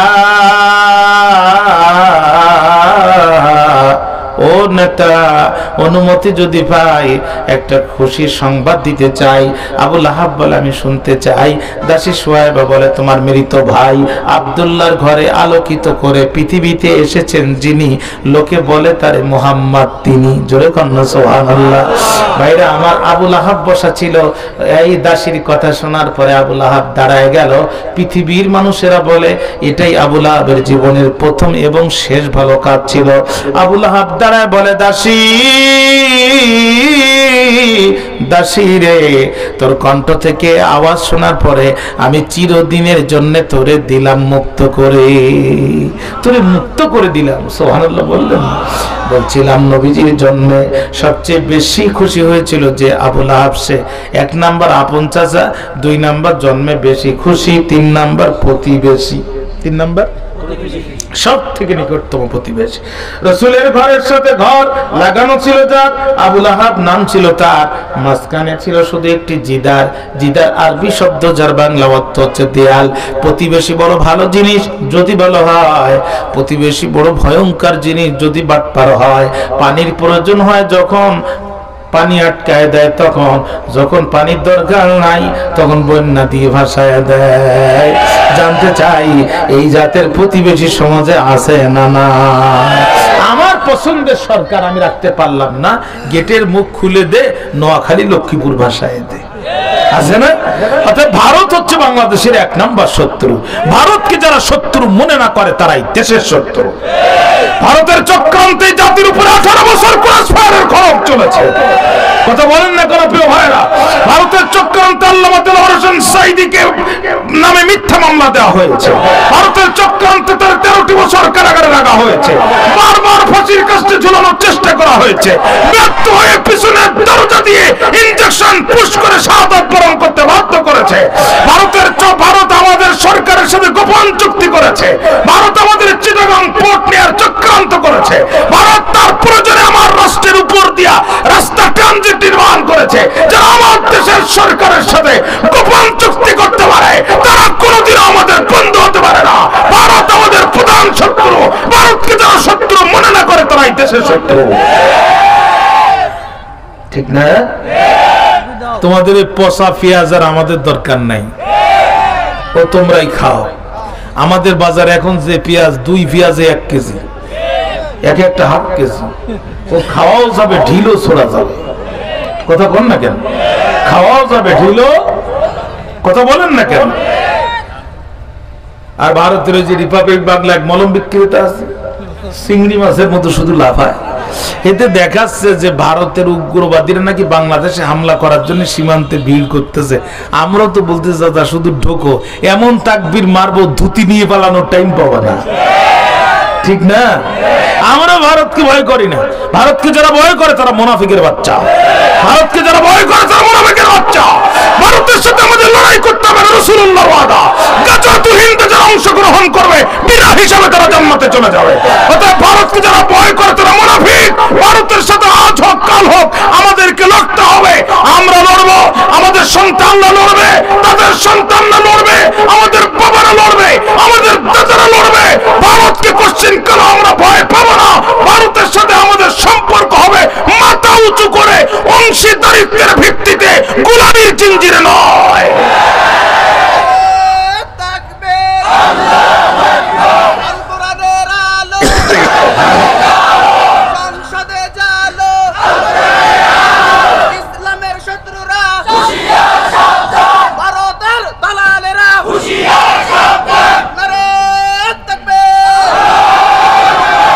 ইতিপূর্বে আমাদের প্রধান উপদেষ্টা পিএইচডি হোল্ডার, গোটা পৃথিবীর সবচেয়ে সম্মানিত মানুষ। আমেরিকার প্রেসিডেন্টকে পেতে তার 2 মিনিট সময় লাগে না। আর ভারতের প্রধানমন্ত্রীও 2 দিন আগে গুজরাটের রাস্তায় চা বিক্রি করত, ঠিক না? যতগুলো কার্ড ভারত খেলেছে প্রত্যেকটা কার্ডের জবাব দিয়ে প্রমাণ করেছে যে ইউনুস একটা জিনিস। অত সহজ হবেন না দাদা। তোমার এই চা বিক্রি করা বুদ্ধি দিয়ে আমাদের প্রধান উপদেষ্টার সাথে লাগতে এসো না। এই জন্য ঠেলা টের পেয়ে নববর্ষের 27 দিন পরে সে শুভেচ্ছা জানাতে বাধ্য হয়েছে, ঠিক না? ঠিক না? পাকিস্তান থেকে মাত্র 2 চালান ঢুকেছে, তাতেই দাদার ধুতি ঢিলা হয়ে গেছে। আর এই মাসে বলে আরো 10 চালান ঢুকবে। বাজারের সবচেয়ে ভালো পেঁয়াজটার দাম এখন 40 টাকা। রমজান আসার আগেই 20-25 টাকায় নেমে আসবে ইনশাআল্লাহ। অতএব তোমাদের ওই পচা পেঁয়াজ তোমরাই খাও, ও ঘোড়ার কিছু আমাদের আর দরকারই নেই, ঠিক না? কলকাতার হসপিটাল গুলো এখন মাসি তাড়াচ্ছে, সব কান্নাকাটি শুরু করে দিছে। বাংলাদেশের সাথে পাঙ্গা নিতে যে এখন নিজেরাই চিটপটাং হয়ে পড়ে গেছে। আমাদের সাথে লাগতে এসো না। এদেশে হামলা করে কেউ পার পাবে না। এদেশে এত নদী নালা আল্লাহ দিছে, ওই একটা ট্যাঙ্কও পার হবে না, ঠিক না? অতএব আমাদের সাথে লাগতে আসো না। এই ভারতের চক্রান্তে আল্লামা মামুনুল হককে বেইজ্জতি করার চেষ্টা করেছে। ভারতের চক্রান্তে লাইট বন্ধ করে শাপলা চত্বরে গুলি চালিয়েছে। এদেশের যত অঘটন ঘটেছে সব ভারতের ইশারায় ঘটেছে। আপনাদের নোয়াখালীর একটা ভাষা আছে, বুগা আর দুর্গা দে আইতরে একটা কলা দিয়ে। একটা পত্রিকায় আমি একটা আর্টিকেল পড়ছিলাম বহুত আগে, তুই আমার 2টো মুড়ি দে, আমি তোর বিসি কলা দিবানে। তো ভারত ট্রানজিট তার 7 সিস্টারকে নিয়ন্ত্রণ করার জন্য ট্রানজিট দরকার তার। সে আমার দেশের জমি ব্যবহার করবে, রাস্তা ব্যবহার করবে। আমার দেশের সরকারকে চড়া মূল্যে তার কাছ থেকে ঋণ নিয়ে রাস্তা তৈরি করতে বাধ্য করেছে। এরা আমাদের বন্ধু হতে পারে? আমাদের বন্ধু হতে পারে? সুতরাং এই দেশে ভারতের তাবেদারি যারা করবে, এই জাতি তাদেরকে প্রত্যাখ্যান করবে। ভারতের কোন গোলামকে আমরা এই দেশে দেখতে চাই না। পুতুল স্টেজে নাচে, কাঠের পুতুলের বাবার ক্ষমতা আছে ও নাচবে? আরে কি করে, রশিদেরই পিছন দিক থেকে টান দেয়, যেভাবে পুতুল নাচে সেভাবে, ঠিক না? আমার দেশে কিছু রাজনীতিবিদ আছে, কিছু শিক্ষক আছে, কিছু বুদ্ধিজীবী আছে, এদের রশি হচ্ছে ভারতের দিল্লিতে। ওই রশি ছাত্র জনতা এবার কেটে দিয়েছে। ভারতের কোন দালালকে এই দেশে রাস্তা দেওয়া হবে না। এই দেশের স্বার্থ বিরোধী সিদ্ধান্ত যারাই গ্রহণ করবে, এদেশের মানুষ তাদেরকে বর্জন করবে, ঠিক না? ঠিক না? তাহলে 1 নাম্বার আপন চাচা, 2 নাম্বার জন্মে বেশি খুশি, 3 নাম্বার প্রতিবেশী। বক্তব্য এই পর্যন্ত বুঝতে কোনো কষ্ট হয়েছে আপনার? 1 নাম্বার আপন চাচা, 2 নাম্বার জন্মে বেশি খুশি, 3 নাম্বারে প্রতিবেশী, 4 নাম্বারে ডবল বিআই। 4 নাম্বারে ডবল বিআই কারে বলে? তাফসিরে রুহুল মানি আল্লামা শিহাবুদ্দিন মাহমুদ আলুসি রাহমাতুল্লাহ আলাইহি বলেন, কানা লি আবি লাহাবিন সালাসাতু আবনাই অহুম উতবা ওয়া মুতাবা ওয়া তাইবা। আবু লাহাবের 3টা ছেলে, বড়টার নাম উতবা, মেজোটার নাম মাতাব, শেষেরটার নাম উতাইবা। প্রথম উতবা এবং সর্বকনিষ্ঠ উতাইবার সাথে আল্লাহর নবী তার 2টা মেয়ে উম্মে কুলসুম আর রুকায়াকে রাসূল বিয়ে দিয়েছিলেন। সম্পর্কে আবু লাহাব নবীর ডবল বিআই। এসে দিয়েছে খতিয়ান যা বলে, তাহলে রসুলের পরে ইসলামের প্রথম খলিফা তো আবু লাহাব হওয়ার কথা ছিল। আপনারা ঘুমাই গেছেন, আমি শেষ করে দিই। মনোযোগ আছে আমার দিকে? ঘুম আসে না তো? একটু মনোযোগ দেন। কিন্তু ইন্নাকা লা তাহদি মান আহবাবতা, আল্লাহ যারা চাবে না, রসুলের দরজার সাথে দরজা লাগালেও সে হেদায়েত পাবে না। ভাইরা আমার, খেয়াল করেন, আয়াতে কারিমা নাজিল হয়ে গেল, আবু লাহাব পাগলা কুকুরের মতো হয়ে গেল। বাড়িতে এসে বলছে, আইনা উতবা আইনা উতাইবা, কোথায় তোমরা? উদখুলু ফি গুরফাতিকুম, তোমরা তোমাদের ঘরের মধ্যে ঢোকো। মুহাম্মাদের 2 কন্যাকে এই মুহূর্তে তালাক দাও। ভাইরা জানতে চাই, বউ যদি সুন্দরী হয়, স্বামী কি আর সহজে তালাক মারবার চায়? হ্যাঁ? আবু লাহাবের প্রথম ছেলে উতবা বলছে, আব্বা হবে না, আর যা বলবো সব শুনবো, হবে না। কয় তালাক দে, তোদের বিদেশ থেকে বিয়ে করায় আনবো। কয় আব্বা এইরকম পাবো না। হ্যাঁ, এরা দেখতে যত সুন্দর, এদের চরিত্র তত সুন্দর। কষ্ট করে বাইরে থেকে ঘরে আসি যখন, এদের দেখলে কলিজাটা ঠান্ডা হয়ে যায় তখন। কারণ এদের বাবা তো আর যেন তেন বাবা না, এদের বাবা যিনি ইমামুল আম্বিয়া, নবীদের নেতা তিনি। কাজী আব্বা এই বউ তালাক দিতে বলো না। আবু লাহাব ক্ষিপ্ত হয়ে বলে, রাসি ওয়া রাসুকুম হারামুন ইল্লাম তুতাল্লিকা ইবনাতা মুহাম্মাদিন। মুহাম্মাদের দুই কন্যাকে যদি তালাক দিতে না চাও তাহলে আমার ঘর থেকে তোমরা বেরিয়ে যাও, টাকা পয়সা দেব না। হ্যাঁ, টাকা পয়সা দেব না, আমি তোমাদের পিতা পরিচয় দিব না। নবীজি দুই কন্যা ঘরের মধ্যে এই কথা শুনতেছে আর চোখের পানি ফেলে কাঁদতেছে। এক বোন আর এক বোনকে সান্ত্বনা দেয়, জড়ায় ধরে, বোন রে কাঁদিস না, তালাক কেন? আমাদেরকে যদি জীবন্ত শাহাদাতের পেয়ালা পান করে দেয় তারপরও আমরা ওদের কাছে মাথা নত করব না। জোরে কন্যা সুবহানাল্লাহ। ফাতাল্লাকাহুমা, আবু লাহাবের দুই ছেলে ঘরের মধ্যে ঢুকলো, নবীজি দুই কন্যাকে তালাক দিল। বাইরে আসলো যখন বাবাকে বলল তখন, ও বাবা এখন তো শান্তি বাবা, তোমার কথার মতো তোমার কথা রাখা হলো, দুই মেয়েকেই তালাক দেওয়া হলো। আবু লাহাব বলল, কি বলতে চাও? কয় তুমি খুশি হলে এখন, কয় না খুশি হব না ততক্ষণ মুহাম্মদকে চূড়ান্ত অপমান করবি না যতক্ষণ। কি জাতের কাফের দেখেন, বড় ছেলে উদ্ভব বসে পড়লো না, ও তো ওর বউকে তালাক দিয়েছে, মাথা তার খুব খারাপ। ও বলছে না তোমার কথা আর শুনবো না, তোমার সম্পদের দরকার নাই, তোমার পরিচয় দরকার নাই, তুমি নিজের নিরপরাধ স্ত্রীকে তালাক দিতে বাধ্য করেছো, আবার এখন শ্বশুরকে অপমান করতে বলতেছো, কি পাইছো তুমি? এই বলে ছেলে বসে পড়লো। আল্লামা শিহাবুদ্দিন মাহমুদ আলুসি রহমতুল্লাহ আলাইহি বলেন, আল্লাহর রাসূলের শানে এতটুকু ভদ্রতা দেখানোর কারণে আবু লাহাবের প্রথম দুইটা সন্তান উতবা এবং মাতআব মক্কা বিজয়ের দিন রাসূলুল্লাহর হাতে হাত রেখে কালেমা পড়ে ঈমান গ্রহণ করেছিল। কিন্তু ছোট ছিল যেটা, ওর বাবার চেয়ে ডবল শয়তান ছিল সেটা। কাফন চোরের কথা আপনারা শুনছেন না? সারা জীবন কাফন চুরি করে বলছে আমি তো মরে যাব, চলে যাব, রেখে যাব সবই, তোরা কি কেউ আমার সাথে যাবি? ছেলেরা বলতে তোমার সাথে যেই মরবো, তুমি ছিলে কাফন চোর।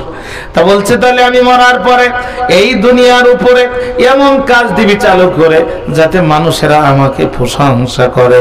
ভাইরা বলেন তো দেখি, কাফন চোরে পীর সাহেব বানানো সহজ কাজ না কঠিন কাজ?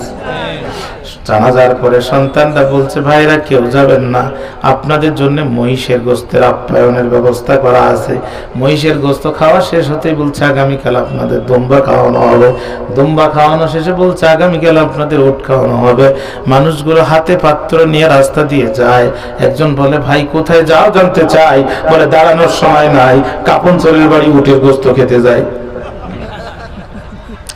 সন্তানের রাত্রি মিটিং দিয়ে বলে, ভাই কোনো লাভ হয় নাই, বাবার নাম তো কাফন চোরের নাম থেকে কাটা যায় নাই, সবচেয়ে ছোট ছিল যেটা, বড় চালাক ছিল সেটা। ও বলছে শোনো, বাপ করেছে আকাম, আমরা যতই করি ভালো কাম হবে না বাবার সুনাম। বাবার সুনাম যদি বৃদ্ধি করতে চাও, বাবার চেয়ে ডবল আকাম করা শুরু করে দাও। বাপ শুধু কাফনের কাপড় চুরি করতো, আমরা কাফনও চুরি করবো, লাশটাও গাছে ঝোলাবো, মানুষ রাস্তা দিয়ে যাবে যখন বলা বলি করবে তখন। এর থেকে এর বাপ ভালো ছিল, এর বাপ শুধু ধরতো কিন্তু এর মতো ঝুলাইতো না, ঠিক না? আবু লাহাবের ছোট ছেলে ওর বাবার চেয়ে বড় শয়তান।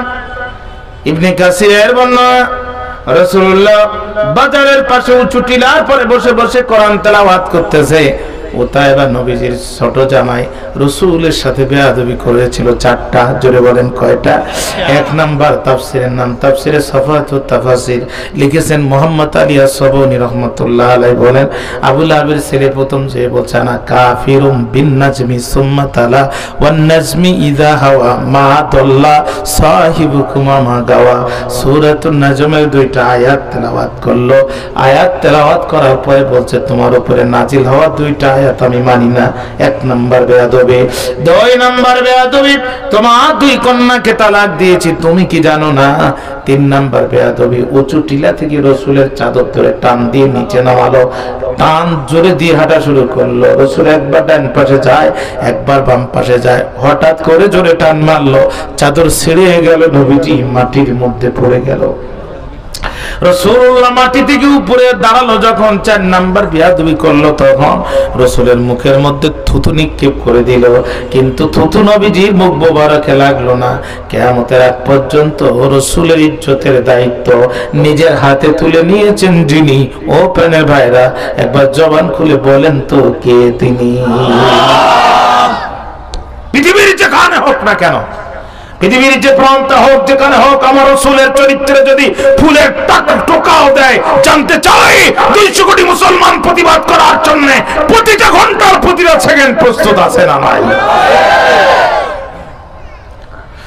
ভাইরা আমার, 4 নাম্বার বেয়াদবি যখন করল, আল্লাহর নবী কাল বিলম্ব করলেন না, রাসূল একটা দোয়া করে দিলেন, আল্লাহুম্মা সাল্লিত আলাইহি কালবাম মিন কালাবিক। তাফসীর জালালাইন আল্লামা জালালউদ্দিন সৈয়দ রাহমাতুল্লাহ আলাইহি বলেন, আল্লাহর নবী দোয়া করে দিলেন, প্রভু গো,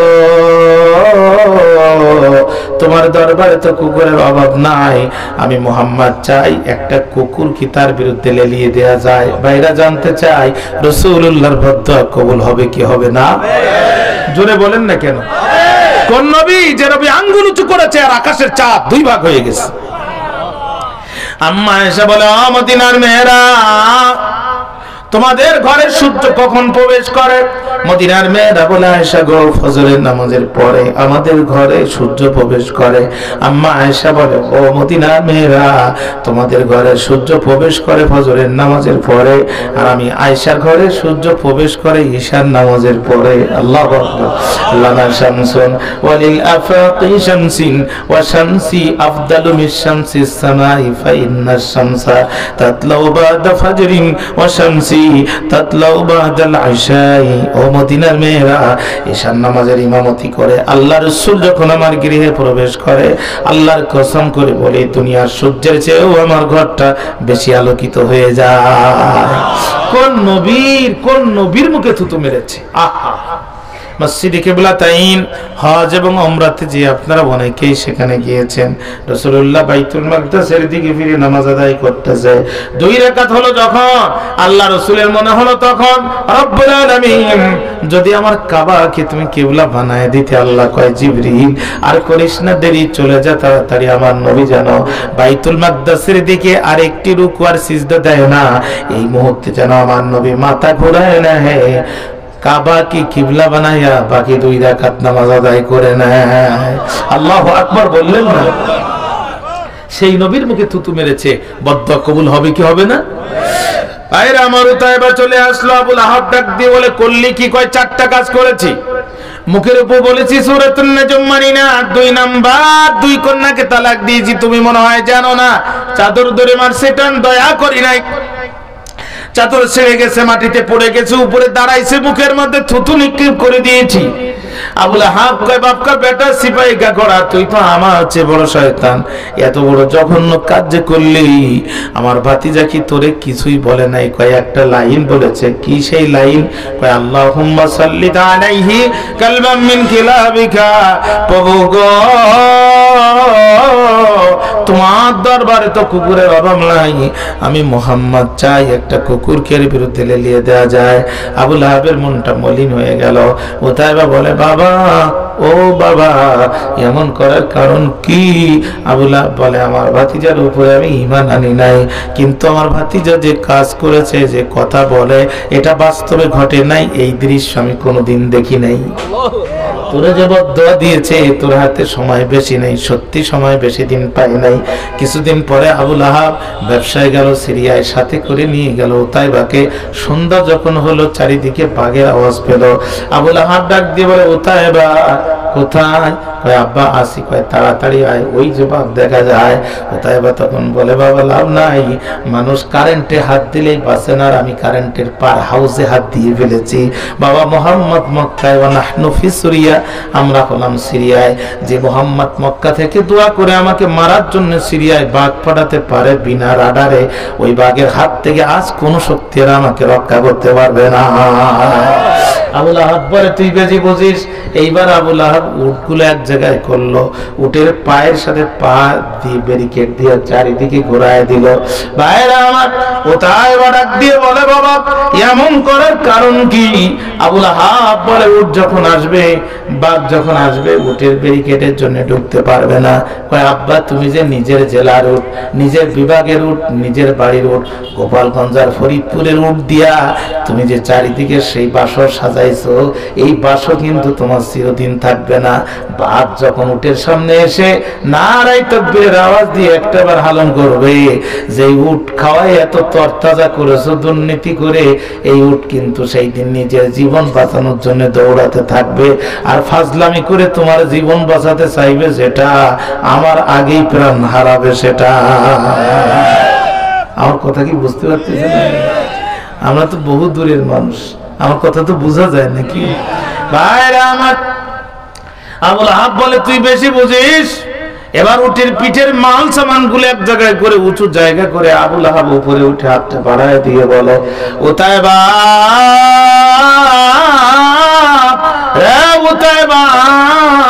উতাইবা বলে, বাবা কোথায় আসবো? কই উপরে আয়। উতাইবা বলে, বাবা লাভ নাই, চারিদিকে পরিস্থিতি দেখি যা মনে হয় উপরে আর বেশি দিন থাকার সময় নাই, পাবলিকে ধরে মারবে টান আর ফেলে দেবে হিন্দুস্তান।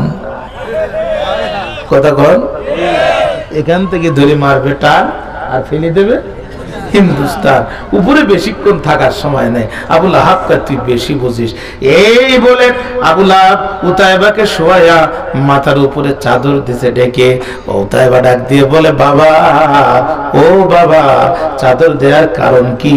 কয়, বাঘ তোরে খুঁজে পাবে না। কয়, বাবা তুমি তো বোকা, বাঘের কাছে মোবাইল নাই, মক্কার কারুর কাছে মোবাইল নাই, আমার ছবি তুলে ইমো হোয়াটসঅ্যাপ ভাইবারে বাঘকে কেউ দেয়নি।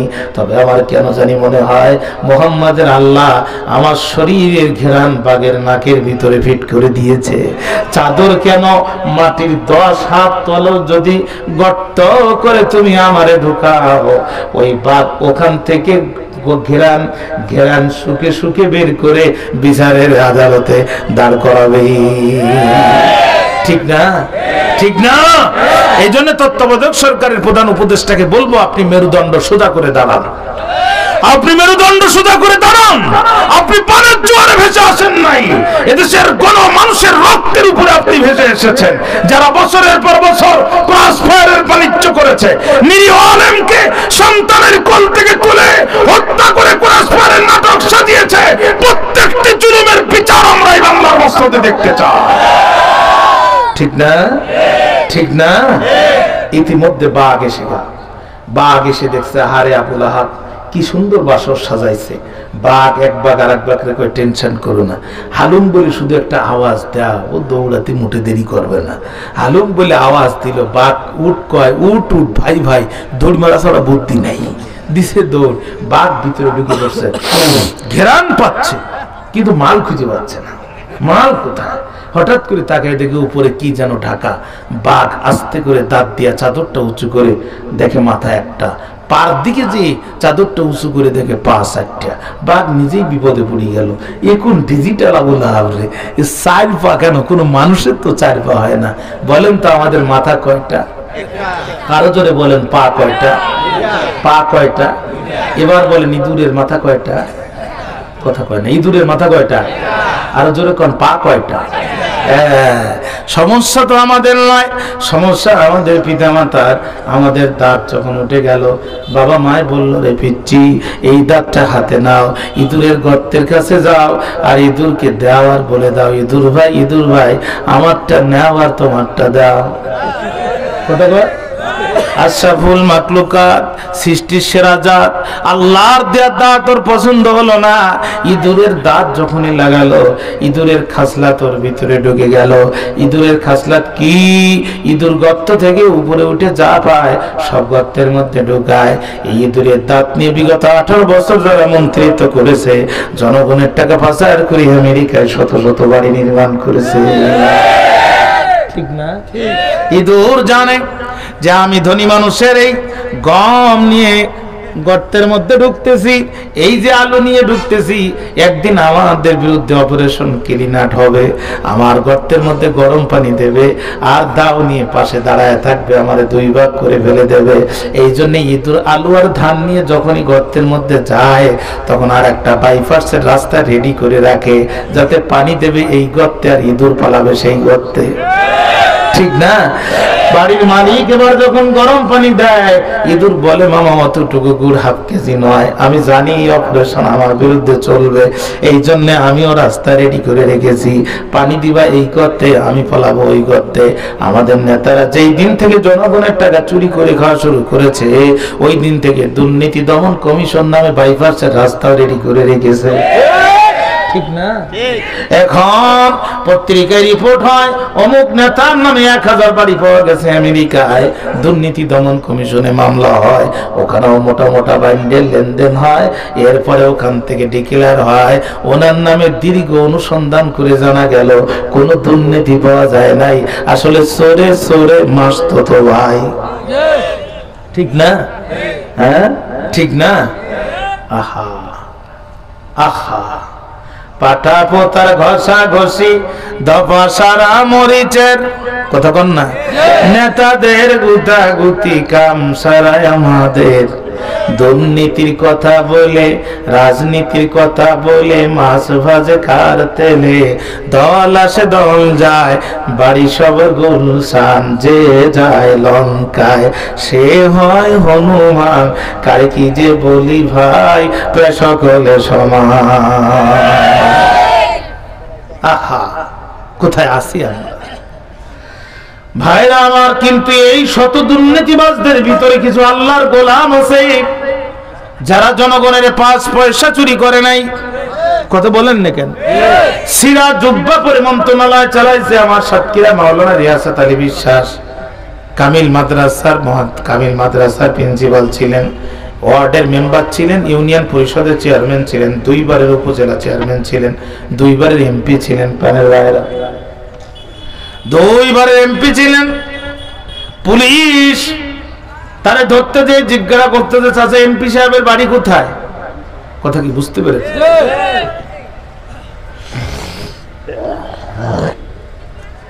আমি কি শেষ করে দেব?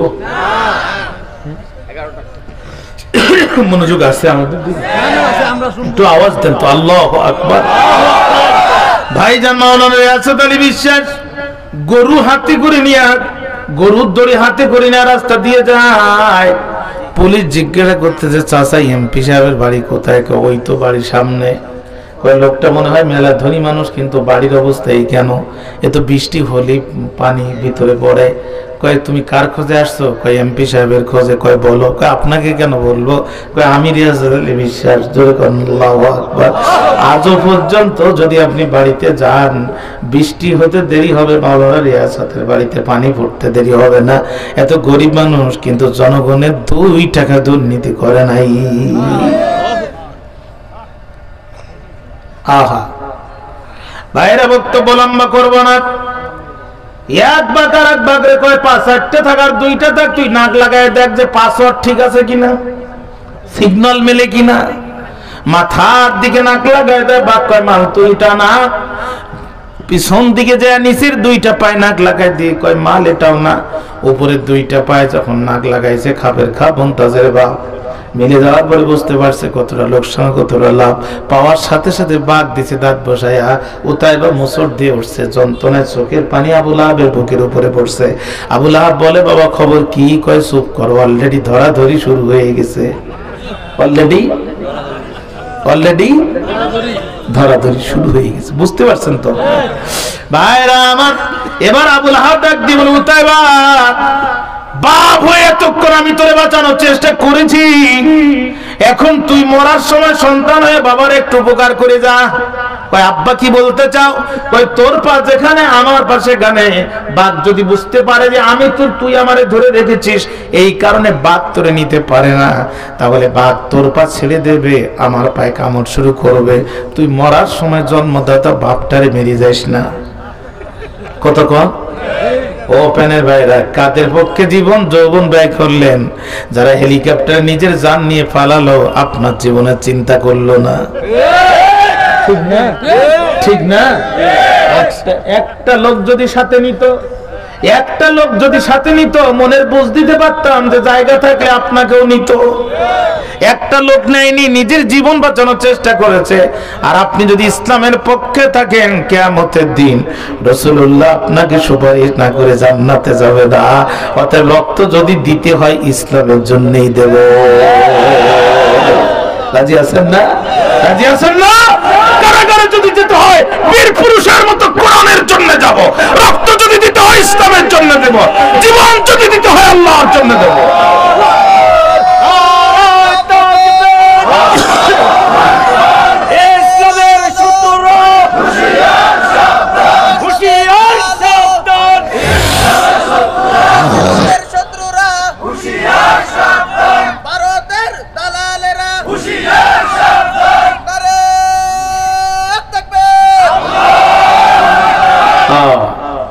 ভাইরা আমার খেয়াল করেন, এবার বাঘ এক টান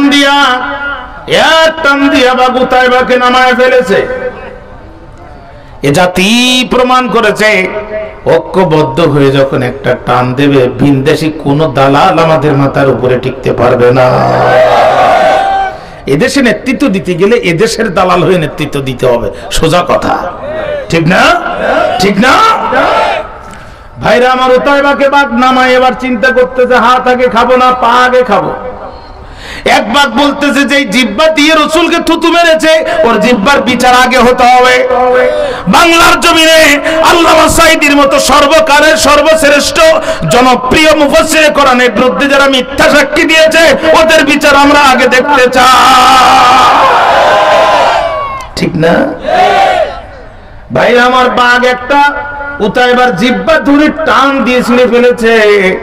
আবু লাহাব উপরে স্টেডিয়ামে বসে বসে দেখতেছে নিচে খেলা কেমনে জমতেছে। বাঘ তখন এবার উতাইবার জিহ্বা চাবায় আর আবু লাহাবকে কয়, চাচা কেমন লাগে? কিছু করতে পারবা না, শুধু স্টেডিয়ামে বসে বসে খেলা দেখতে হবে। বাংলাদেশের আদালতে বিচার হবে, দিল্লিতে বসে শুধু টিভিতে দেখতে হবে। ঠিক না? ঠিক না? ভাইরা আমার, এবার বাঘ ওপেন হার্ট সার্জারি করে ফেললো, দিল খেয়ে ফেললো, কলিজা খেয়ে ফেললো। আবু লাহাব কিছুই করতে পারেনি। আবু লাহাব ফিরে আসলো মক্কায়। কিছুদিন পরে রাসূল হিজরত করে চলে গেলেন মদিনায়। এক বছর যেতে না যেতেই বদরের যুদ্ধের রণদামামা বেজে উঠলো। এবার ভাইরা, মক্কার কাফেররা যে আবু লাহাবকে বলছে, নেতা, you are our finance minister, তুমি আমাদের অর্থমন্ত্রী, শুধু টাকা দিলে হবে না, যুদ্ধে তোমাকে অংশগ্রহণ করতে হবে। শুধু টাকা দিলে হবে না। খুব গুরুত্বপূর্ণ পয়েন্ট, একটু শোনেন, মনোযোগ আছে আমার দিকে। শুধু টাকা দিলে হবে না, যুদ্ধে তোমাকে অংশগ্রহণ করতে হবে। নবীজির ফুফু আবু লাহাবের বোন এসে বলছে, ভাই খবরদার, আমি রাতে স্বপ্ন দেখেছি ভয়ঙ্কর, যুদ্ধে যাওয়ার দরকার নাই তোমার। এবার কিন্তু সিরিয়াল তোমার ছেলেকে তোমার চোখের সামনে খেয়েছে, তুমি কিছুই করতে পারোনি। এবার কিন্তু তোমার সিরিয়াল, বদরের যুদ্ধে যদি যাও তুমি বিপদে পড়বা। আবু লাহাব তখন মনে মনে কয়, বিষয়টা কেমন হয়, সারা বছর খেলা হবে বলে আমি খেলা 3 দিন আগেই মাঠে না। কথা কি বুঝতে পেরেছেন? কথা কি বুঝতে পেরেছেন? সারা বছর খেলা হবে বলে খেলা 3 দিন আগেই মাঠে নাই। বিষয়টা কেমন হয়? কিন্তু আবু লাহাব তো অত্যন্ত বড় বুদ্ধির লোক, খুব বড় মেধার মানুষ, 2টা মন্ত্রণালয়ের রানিং মিনিস্টার ছিলেন তিনি। কাল বিলম্ব করলো না, চিন্তা করলো যে কেমনে মানিজ্জত বাঁচানো যায়। তাফসিরে এসেছে তার মনে পড়লো সে একটা বেদুইনের কাছে কিছু টাকা পয়সা পেত। বেদুইনকে ডাক দিয়ে বলছে, এদিকে আমার টাকা দে। বেদুইনকে নেতা একটা কথা বললেন, আমার এই কোম্পানিগঞ্জে বসুরহাটে এদিকে কত দোকানপাট ছিল, আমি সব দেউলিয়া, ব্যাংক আমার সব কিছু নিয়ে নিয়েছে, আপনি আপনার দলের কর্মী, কয়টা টাকা পাবেন, তাই এখন আসছেন টাকা চাইতে, আমার তো কিছুই নাই, কিভাবে দিব?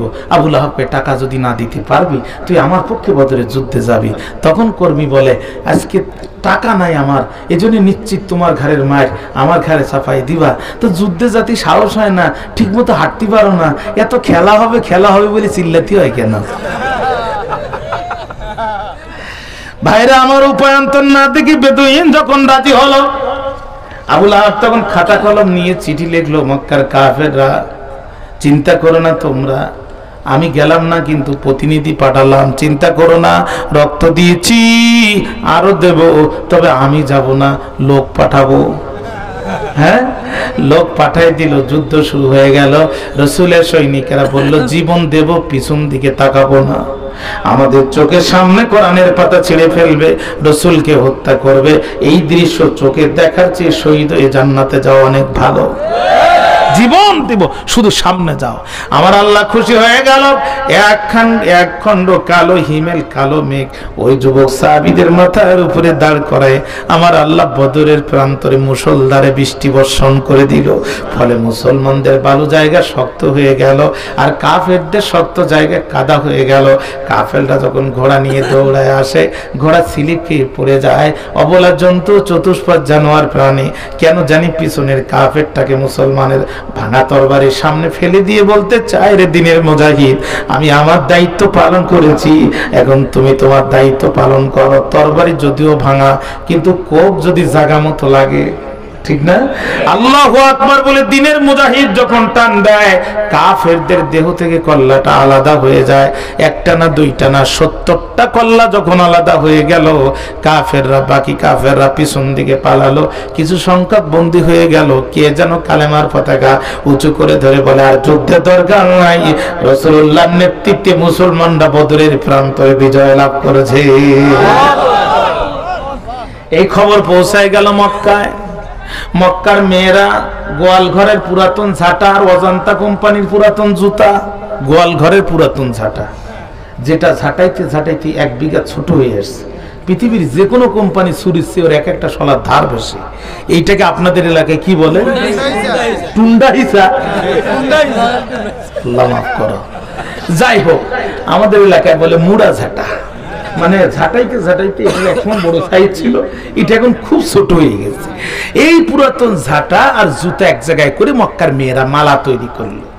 কাজী খবরদার, ইসলামের বিরুদ্ধে অবস্থান নেবেন না। ফুলের মালা কিন্তু জুতার মালা হতে মোটে সময় নেবে না, ঠিক না? ভাইরা, বদর যুদ্ধের 7 দিন পরে আবু লাহাব এই তথ্য পেয়ে বড় মর্মাহত হয়ে গেল, চিন্তিত হয়ে গেল। আবু লাহাব তখনও পর্যন্ত বেঁচে ছিল। ঘাড়ের মধ্যে কি যেন উঠছে। আবু লাহাব বসে বসে চুলকায়, আর এত মজা পায়, মনে করে দুনিয়ার সব মজা মনে হয় চুলকানির মধ্যে। আবু লাহাব চুলকাচ্ছে চুলকাচ্ছে চুলকাচ্ছে, সমস্ত শরীর তার বসন্তে ভরে গেল। প্রথম দিন ব্যথা হলো, পরের দিন পুজ হলো, এর পরের দিন রক্ত ঝরলো, তারপরের দিন গোস্ত পচা শুরু হলো। গোস্ত পচে পচে খসে খসে পড়ে, প্রচন্ড যন্ত্রণায় আবু লাহাব তার সন্তানদের গায়ে ধরে। সন্তানরা চিন্তা করলো, এই রড যদি লাগে আমাদের গায়ে, তাহলে তো আমরাও বিপদে পড়ে যাব, আমাদের গায়ে পচা শুরু হবে। সন্তানরা তখন পরিবার পরিকল্পনা হাতে নিল। পরিবার পরিকল্পনা কি? ছোট্ট একটা লাঠি সন্তানরা কাছে রাখে, বাবা ধরবে যখন, গুতা মারবে তখন। কিন্তু ভাইরা আমার, এই যন্ত্রণা যখন বেশি হলো, আবু লাহাব তখন আরো বেশি করে ধরতে চায়। সন্তানরা চিন্তা করলো, এই পরিবার পরিকল্পনায় হবে না, এবার স্থায়ী পরিবার পরিকল্পনা নিতে হবে। আবু লাহাবের হাত দুটো ধরে তার নিজের সন্তানেরা পিছন দিকে হ্যান্ডকাপ পরায় দিল। কোন হাত? যেই হাত দিয়ে ওয়াফিরিয়াতিন উখরা আখাযা বিয়াদি হাজারা, শুরুতেই যে হাদিস বলেছিল, মনে আছে আপনাদের? সেই হাত পিছন দিকে বেঁধে দিল সন্তানেরা। আহা, কোন হাত? সেই হাত। ভাইরা আমার, যারা আলেমদের হাত করা পড়াইছিল কিছুদিন আগে সামনে, এখন তাদের হাত করা চলে আসছে পিছনে, ঠিক না? ঠিক না? ভাইরা আমার, বোঝা গেল ইসলামের বিরুদ্ধে যে হাত উঁচু হয়, ওই হাত আল্লাহ বেশি দিন জমিনে রাখেন না। আবু লাহাবের হাত পিছন দিকে সন্তানেরা বেঁধে দিল, এরপরে লাঠি দিয়া গুতা দিয়ে ঘরের মধ্যে ঢোকায় দরজা বন্ধ করে দিল। খাবারের সময় যখন হয়, জানালা দিয়ে খাবার ফেলে দেয়। আর যে জিহ্বা দিয়ে রাসূলকে বলেছিল তাব্বাল্লাকা, মনে আছে হাদিস? তাব্বাল্লাকা সাইরালা ইয়ামি আলী হাজা জামাতানা, যে জিহ্বা দিয়ে রাসূলকে বদদুয়া দিয়েছিল, কুকুরের মতো জিহ্বাটা লম্বা করে করে আবু লাহাব খায়। কবে যে মারা গেছে কবে মারা গেছে কেউ জানে না। বেদুইনরা তার বাড়ির সামনে দিয়ে যাচ্ছে, হঠাৎ করে তাকে দেখে এই মন্ত্রণালয়ের পতাকা তখনও পর্যন্ত আবুল আহাবের বাড়িতে উঠতেছে। বেদুইনরা তাকায় দেখে তো আমাদের মন্ত্রীর বাড়ি, এ যে সে আমাদের খেলা হবা মন্ত্রী। হ্যাঁ, কিন্তু বাড়ির ভিতর থেকে এত দুর্গন্ধ কেন? মন্ত্রীর কোনো সমস্যা হলো নাকি? বেদুইনরা যখন ঘরের মধ্যে ঢোকে, সন্তানরা তখন প্রস্তাব দেয়, ওই যে ভিতরে লাশ আছে ফেলে যদি দিতে পারো মোটা অঙ্কের টাকা পাবা। টাকার লোভে বেদুইনরা রাজি হলো। কিন্তু দরজা যখন খুললো, এত বিকট দুর্গন্ধ বেদুইনদের নাকে আসছে। ওরা পালানোর জন্য পিছনে তাকাতেই দেখে আবুল আহাবের ছেলেরা তরবারি নিয়ে দাঁড়িয়ে আছে।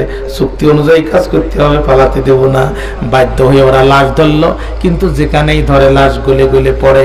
মুখের মধ্যে মাস্ক আর হাতের মধ্যে গ্লাভস দিয়া কোন রকম হাড্ডি টাড্ডি ধরে এনে আমার ভাইরা মেন গেটের কাছাকাছি যখন আনলো, স্লিপ খেয়ে লাশ পড়ে গেল। পেট পেটে এত দুর্গন্ধ বাইর হলো। ওরা বলছে ভিক্ষের দরকার নি, তোর কুকুর থাকা 1 টাকাও দেয়া লাগবে না, শুধু পালানোর রাস্তা দেখাই দিয়ে। হ্যাঁ, এইবার লাশ ফেলে রেখে ওরা পালায় গেল। গ্রামের কুকুরগুলোর মধ্যে খবর হয়ে গেল। কুকুর সমিতির সভাপতি 3 মণ ওজন, এলাকার সব কুকুর এক জায়গায় করবো যে কুকুর কুকুর ভাই ভাই, আজ আমাদের মধ্যে কোনো গন্ডগোল নাই।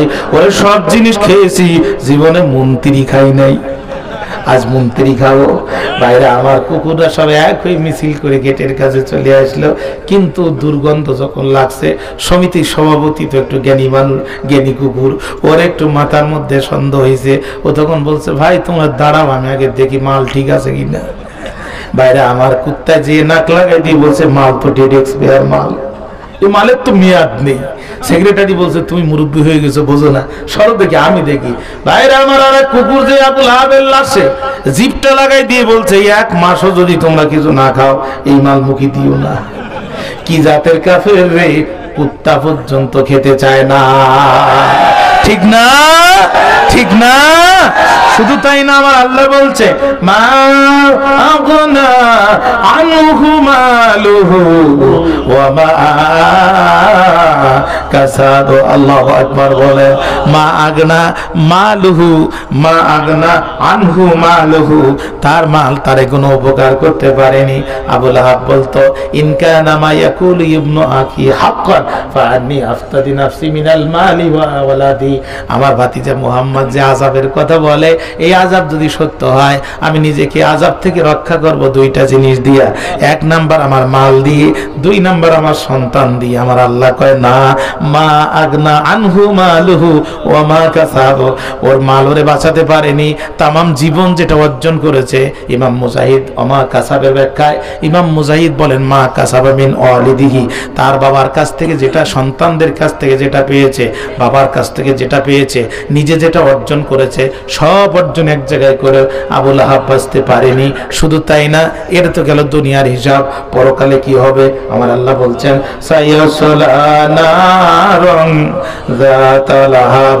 আর পরকালে লাহাব বিশিষ্ট আগুনে তারে ঢোকানো হবে। কি সেই আগুন? ওই যে সাইকেল ঝালাই করে, আপনারা দেখছেন আগুনের যে শীষ একটা, এই শীষ বিশিষ্ট আগুনকে লাহাব আগুন বলে। ভাইরা আমার, এই আগুন হঠাৎ করে প্রজ্বলিত হবে, জ্বালিয়ে পুড়িয়ে কলিজা পর্যন্ত সিদ্ধ করে নিয়ে চলে যাবে।